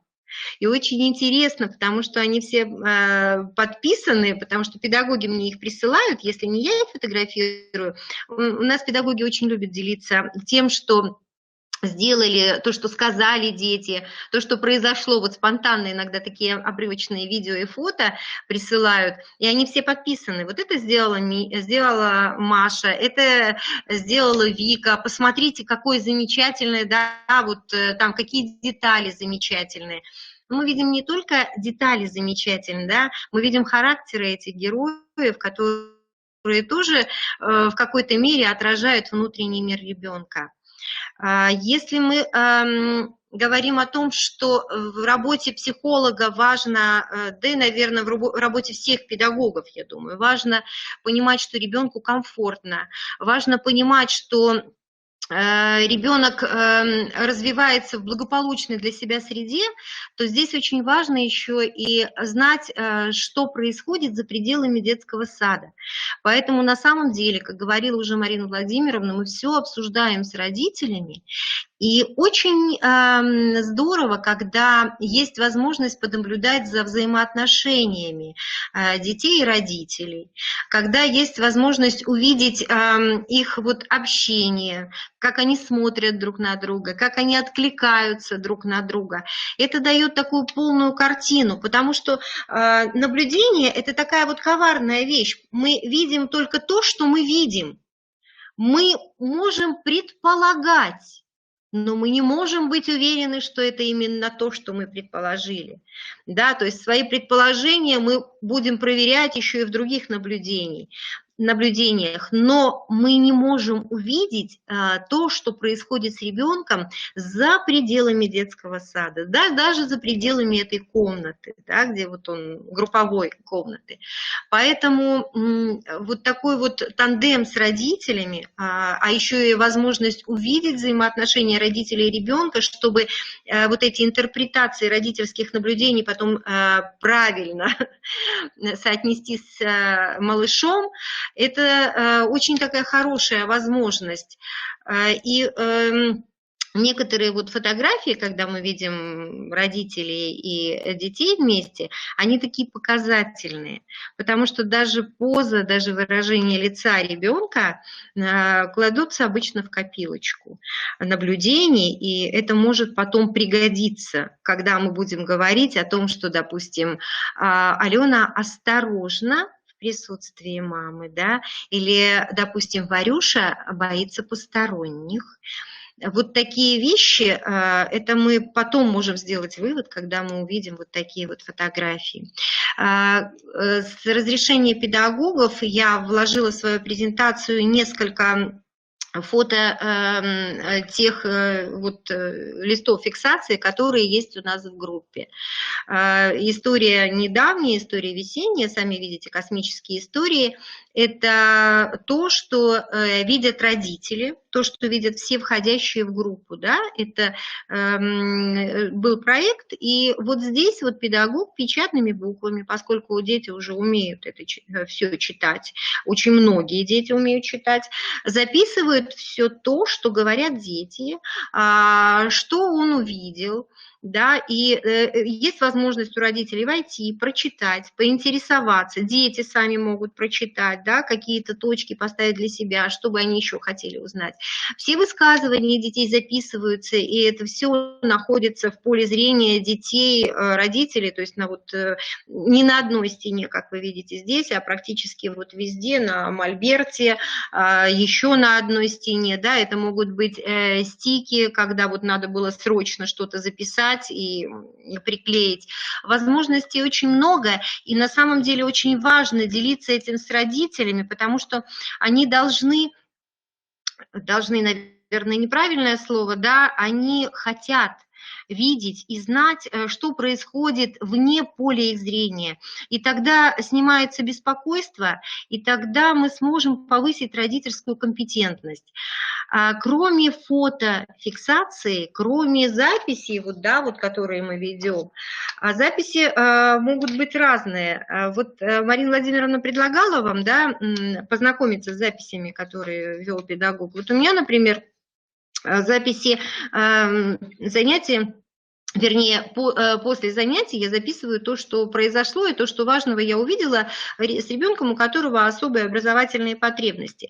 Так вот, это записывается для меня. Я не вкладываю потом это ни в личное дело, никуда. Я потом в характеристику куда-то, может быть, включу. Я включу это для отчета маме, чтобы она ознакомилась, да.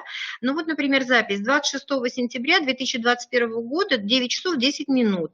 Закрывает глаза, когда видит меня, машет мне пока-пока, говорит, не пойдем. То есть он не хочет идти на занятия. Попробовала 26 августа. 31 августа 2021 года 10 часов 5 минут. Взял за руку. Шарики, пойдем? Согласился зайти в кабинет. Предложила пазлы, сложил. На вопросы не захотел отвечать. Следующее занятие я предположила, что, может быть, время неудачное выбрала. Это мое предположение. Поэтому в следующий раз я пришла в группу пригласить его на занятие 3 сентября 2021 года, 9 часов 55 минут. Пошел охотно, в сенсорной комнате отвечает на вопросы, выполняет указания, сам снимает и надевает сандалики перед входом.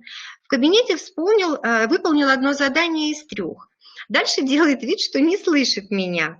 Попросил у меня, дай камешки, сам разложил их по цветам. И вот сегодняшнее, да, то есть что я вижу? Сегодняшнее занятие 10 часов. То есть я сделала вывод, что, наверное, 10 часов в самый раз, и мы с ним занимались 10 часов, на самом деле время сыграло свою функцию. 10 часов. Как только вошла в группу, сам сел за руку, сказал, мама работает, заниматься идем. Попросился сам в сенсорную комнату. Я попробовала настоять, что мы сначала будем заниматься. Согласился, сказал, хорошо. Выполнил аппликацию по образцу, сделал одну ошибку, но сразу к ней остыл. Вскочил, попросил камешки, потом ракушки. Во время сериации не услышал задания. Сам убрал за собой шарики в бассейне, называя цвета. Вышел из сенсорной комнаты и сказал, в кабинет. При этом в кабинете услышала первое обращение. Пазлы дай, пожалуйста. То есть вот это вот такая фиксация того, что я увидела. Кроме того, что естественно, у меня каждое занятие, там в табличке все описано, и я знаю, чем я буду заниматься с ребенком. Это записи. Но кроме всего прочего, в наше время, в наше такое вот современное время, очень хорошая возможность наблюдать это видео. Вот сейчас я покажу небольшое видео, которое тоже случилось спонтанно.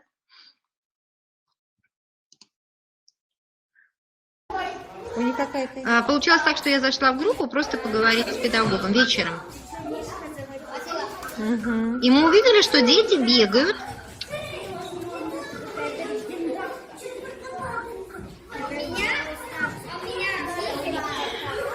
Почему получилось короткое? Это я для себя записала.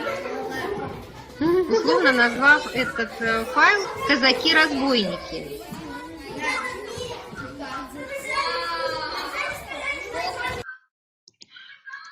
останавливаю видео.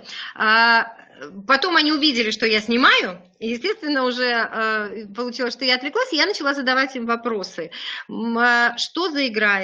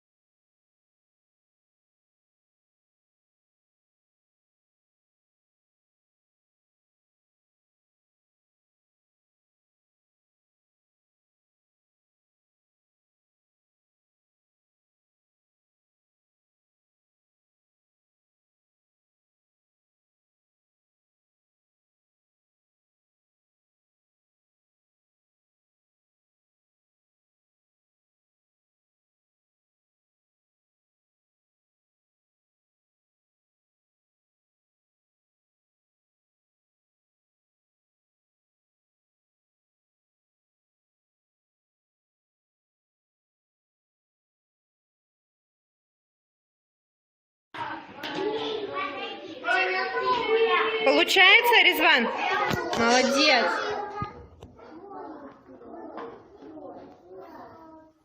Давай, давай, крути. Попробуй, может быть, уже вынимается? Шуруп.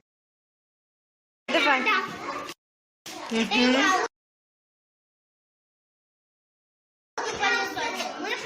Да, будем порядок. Что мы будем делать, ребятки?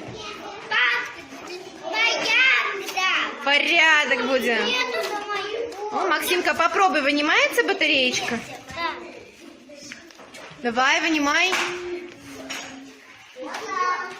Или еще никак? Еще бумагу убрать надо, да? Давай.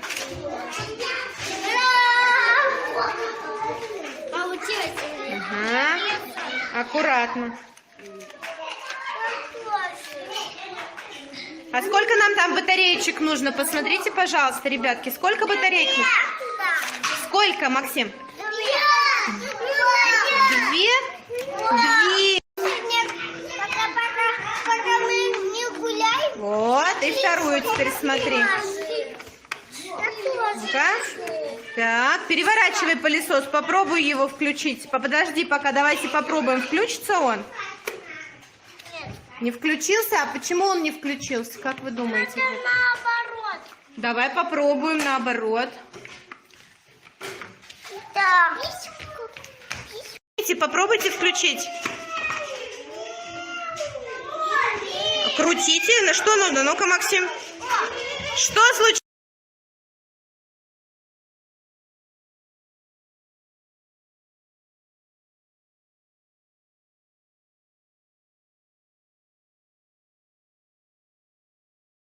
случилось? Я хочу. Ну что пылесос делает? Работает или нет у нас? Работает, Арен? Работает, класс. Ну давайте заворачивать теперь, закрывать батареечки сзади. Давайте, давайте.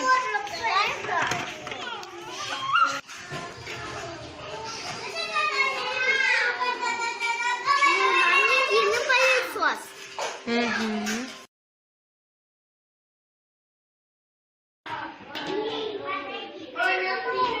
Получается, Резван? Молодец.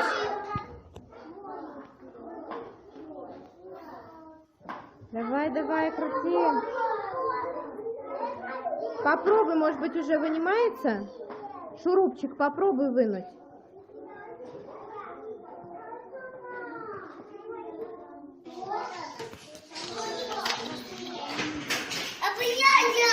Да, давай, давай. Я тоже хочу. Давай, давай.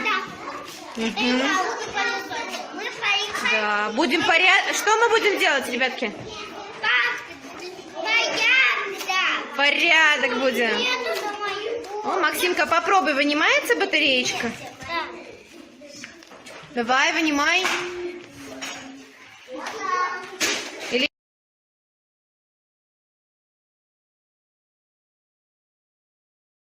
Это электрическая цепочка. От нее идут 6 вольт. Отсюда 3 вольта и отсюда 3 вольта. Если вот так сделать, то начнется идти механизм. Тут у нас свет, а тут вентилятор. Рома, кто собрал? Я в основном, папа мне почти не помогал. Он не мог, он не понял, как это собирать, но я понял.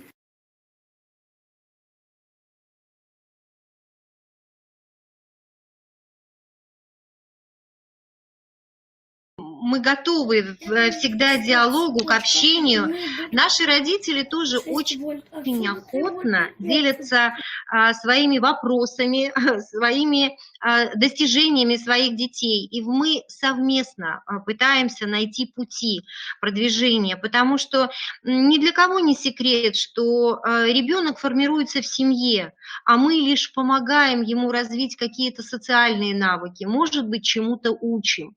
И поэтому такой вот важный тандем всегда должен присутствовать. Родители тоже бывают очень разные. Бывают родители очень компетентные, правда, молодые, но настолько чуткие по отношению к своим детям.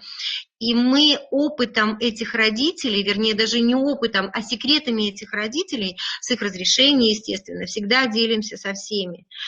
Вот я сейчас включу видео, в котором мама снимает, сейчас у нас в одной из групп проходит проект «Овощная грядка». Дети тут творят что-то невозможное в детском саду, и коктейли пьют, и готовят овощные блюда разные, изучают овощи с лупами даже. И вот родители к этому подключились и готовят дома вместе с детьми, делятся рецептами осенних блюд из овощей. Замечательное видео, где мама, не стесняясь собственных ошибок собственного ребенка, задает очень правильные вопросы, помогает своему ребенку как-то проявиться. Вот таким мы всегда готовы делиться, и мы всегда делаем такую пометочку, когда мы выкладываем это видео, да, мы всегда говорим: замечательная мама с правильными вопросами сейчас расскажет нам о том-то и том-то. Вот познакомимся с Аришей, ее мамой. Я познакомлюсь с овощами.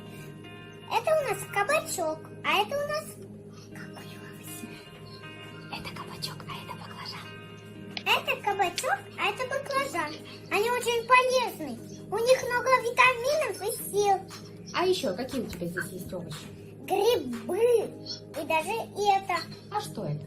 Это у нас перчик. А это у нас гриб. Ага. И что мы будем готовить? Мы будем готовить салат из овощей. Да, теплый салат из овощей. Будем добавлять туда всякие разные овощи. Например, кабачок, баклажан, Баклажан, кабачок, шампиньон и болгарский перчик. Для того, чтобы приготовить баклажан, надо посолить и порезать, А для чего мы его будем солить? чтобы получилось не горько. Да, чтобы баклажанчик был не горький. Правильно. Овощи надо почистить Надо сначала хорошенько помыть, и почистить. а потом почистить. Правильно. Что, по-моему, Ариша, как процесс? Класс. Получается у тебя? Да. Здорово. Тебе нравится готовить? Когда я выросла, не готовлю. Я только кашу готовлю. Только кашу готовила. А теперь вот такое серьезное блюдо готовишь, да? Да, все видео, знаете, полезно. Конечно. Сегодня, перед тем, как болгарский перец порезать, надо очистить его от семечек.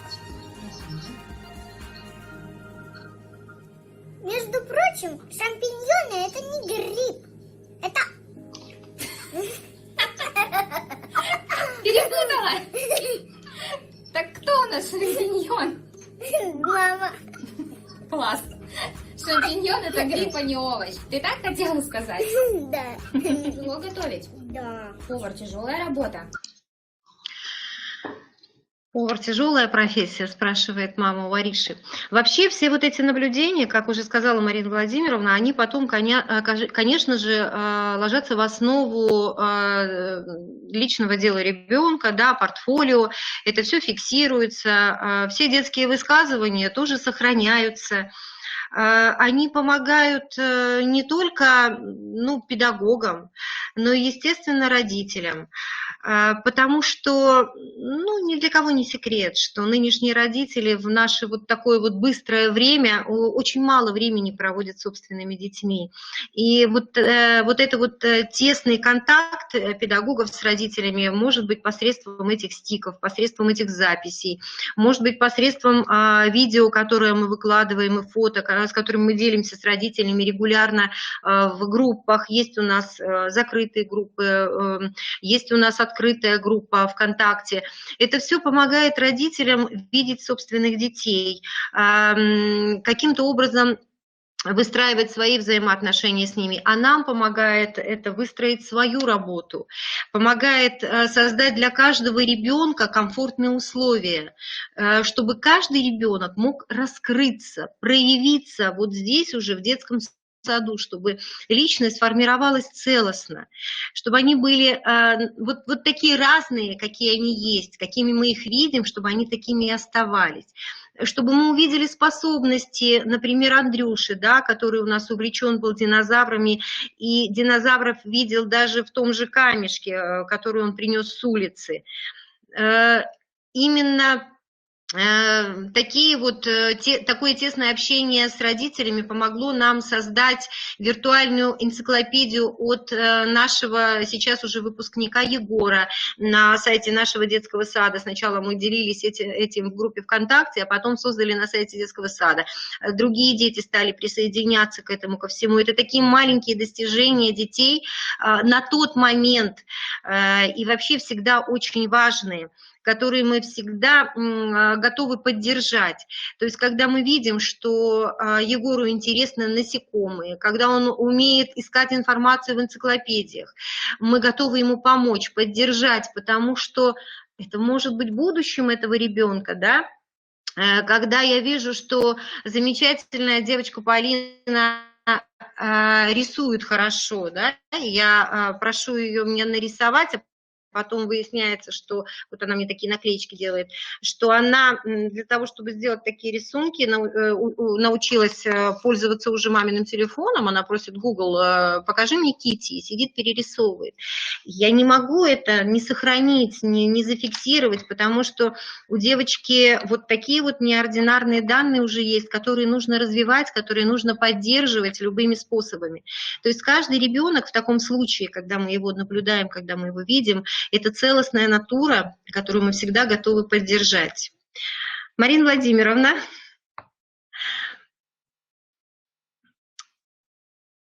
Я готова ответить на вопросы, если они есть.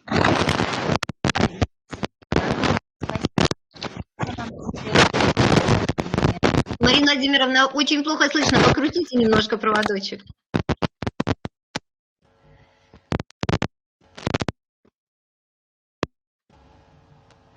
Коллеги, слышно? Слышно? Да. Елена Сергеевна, огромное спасибо. Очень показательные видеофрагменты и очень такой полный, целостный рассказ. Звук пропал, Марина Владимировна, еще немножко.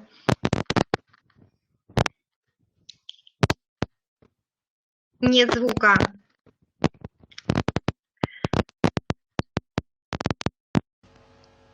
Вот. Ну, вот спасибо надо сказать моей кошке перед эфиром, вот как раз вот пока я спускалась вниз, она вот сделала свое дело.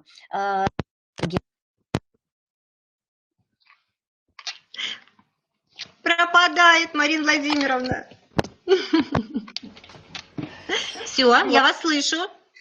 Спасибо огромное, потому что очень показательные примеры. Я не хотела забегать вперед вас по поводу развивающей среды. Вы показали как раз вот очень, спасибо вам огромное, ту результативность, о которой мы с вами разговаривали. Это рабочая стена, это развивающая среда.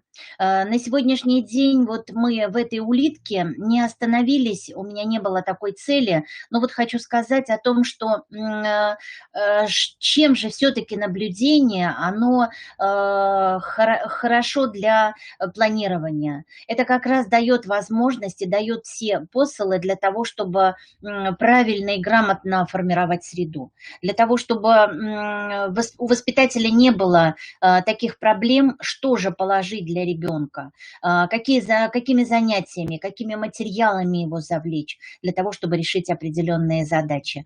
Коллеги, вот я хочу спросить, может быть, кто-то захотел бы поделиться, у кого-то, может быть, тоже уже налаженная стройная система наблюдения ведется, и кто-то хочет что-то рассказать нам.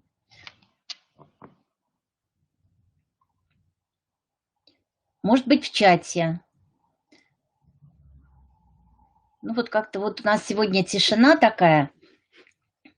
Я-то рассчитывала, что Мария Степановна, Елена Львовна, Наталья Ивановна, может быть, еще кто-то из коллег из Братска со 106-го детского сада. Коллеги, присоединяйтесь к нашему разговору. Мы должны понимать, насколько сегодня полезная была эта информация. Что вы узнали сегодня нового, или это все было настолько известно, но выстроилось в какую-то систему. На каких вещах, может быть, остановиться более подробно. Вот это нам нужно обязательно для того, чтобы нам понимать, как выстраивать дальше нам с вами диалог и вот эту именно такую семинарскую часть, чтобы дополнить те знания, которых нет, и, может быть, прокрутить те знания, которые уже есть. Мне бы очень хотелось, чтобы вы либо в чате, либо кто-то подсоединился, чтобы рассказать. Очень хотелось бы услышать обратную связь.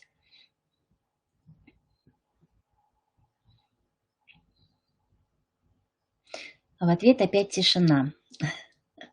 Я сегодня не успела сказать вам и рассказать о мониторинге. У нас есть еще буквально несколько минут времени для того, чтобы поговорить буквально там вот несколько минут. Но вот начинать новую тему мне бы не хотелось наспех, потому что мониторинг развития детей – это очень серьезная, очень кропотливая тема, которая очень сопряжена и встроена.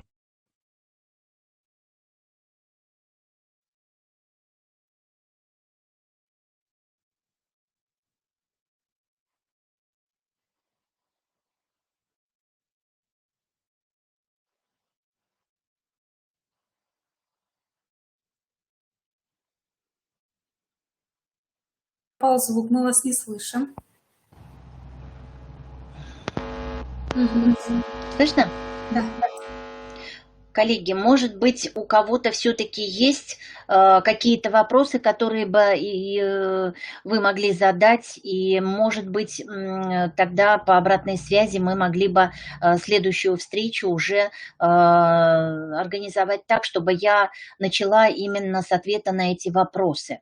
Если вы хотите, то у нас вот с Татьяной Валерьяновной была такая задумка, мы после каждого семинара, мы после каждого вот такого занятия хотим сделать методические рекомендации для того, чтобы не забывать, для того, чтобы это было у вас под рукой, что зачем, что является важным, что в какой последовательности, в какой необходимости. Вот скажите, нужны ли вам такие рекомендации? Вот очень бы хотелось вот все-таки получить обратную связь. Я смотрю, просто время уже, я понимаю, что подъем деток в Российской Федерации. И сейчас на сегодняшний момент уже, да, многие уходят. Но вот все-таки каким-то образом дайте, пожалуйста, знать. Нужны ли вам такие рекомендации и какие все-таки знания вам бы хотелось получить? Опять пропал звук. Да-да. Хорошо, хорошо. Все, я поняла. Да, это знак согласия на методические рекомендации. Правильно я поняла? Да, вот вижу, что да, конечно, нужны. Хорошо, спасибо вам большое. Если есть какие-то вопросы, пожалуйста, задайте в чате. Не бойтесь, у нас открытый профессиональный разговор, где мы можем отреагировать абсолютно спокойно, поделившись друг с другом какими-то практическими наработками. Система наблюдения крайне сложная система. Наладить ее вот в такую систему крайне тоже сложно и длительно по времени, потому что очень, очень затратно. Многие говорят по времени, хотя все-таки если мы выстраиваем это все в каком-то определенном ключе, то оно становится не затратно, оно становится просто необходимо и обязательно. И вот сегодня Елена Сергеевна нам, конечно, об этом подтвердила. Поэтому, коллеги, на сегодняшний момент я хочу проститься с вами, пожелать вам доброго пути на пути к процедуре наблюдения, к освоению этой технологии наблюдения, к тому, что, чтобы вы в первую очередь поняли, для чего это нужно и для чего это необходимо. Это вот самый важный, скажем так, сейчас на сегодняшний день инструмент, который дает нам возможность и насытить среду, и организовать образовательную деятельность под индивидуальные возможности и способности каждого ребенка. Ну и, безусловно, это имеет отображение практически в каждой технологии. Поэтому жду от вас обратной связи. Но на сегодняшний момент я тогда прощаюсь с вами. Марина Владимировна, уважаемая Елена Сергеевна, мы благодарим вас за работу. Уважаемые участники, также благодарим вас за участие. Сегодня мы с вами будем завершать. Поэтому до новых встреч. Всего вам доброго. Всего доброго. До свидания.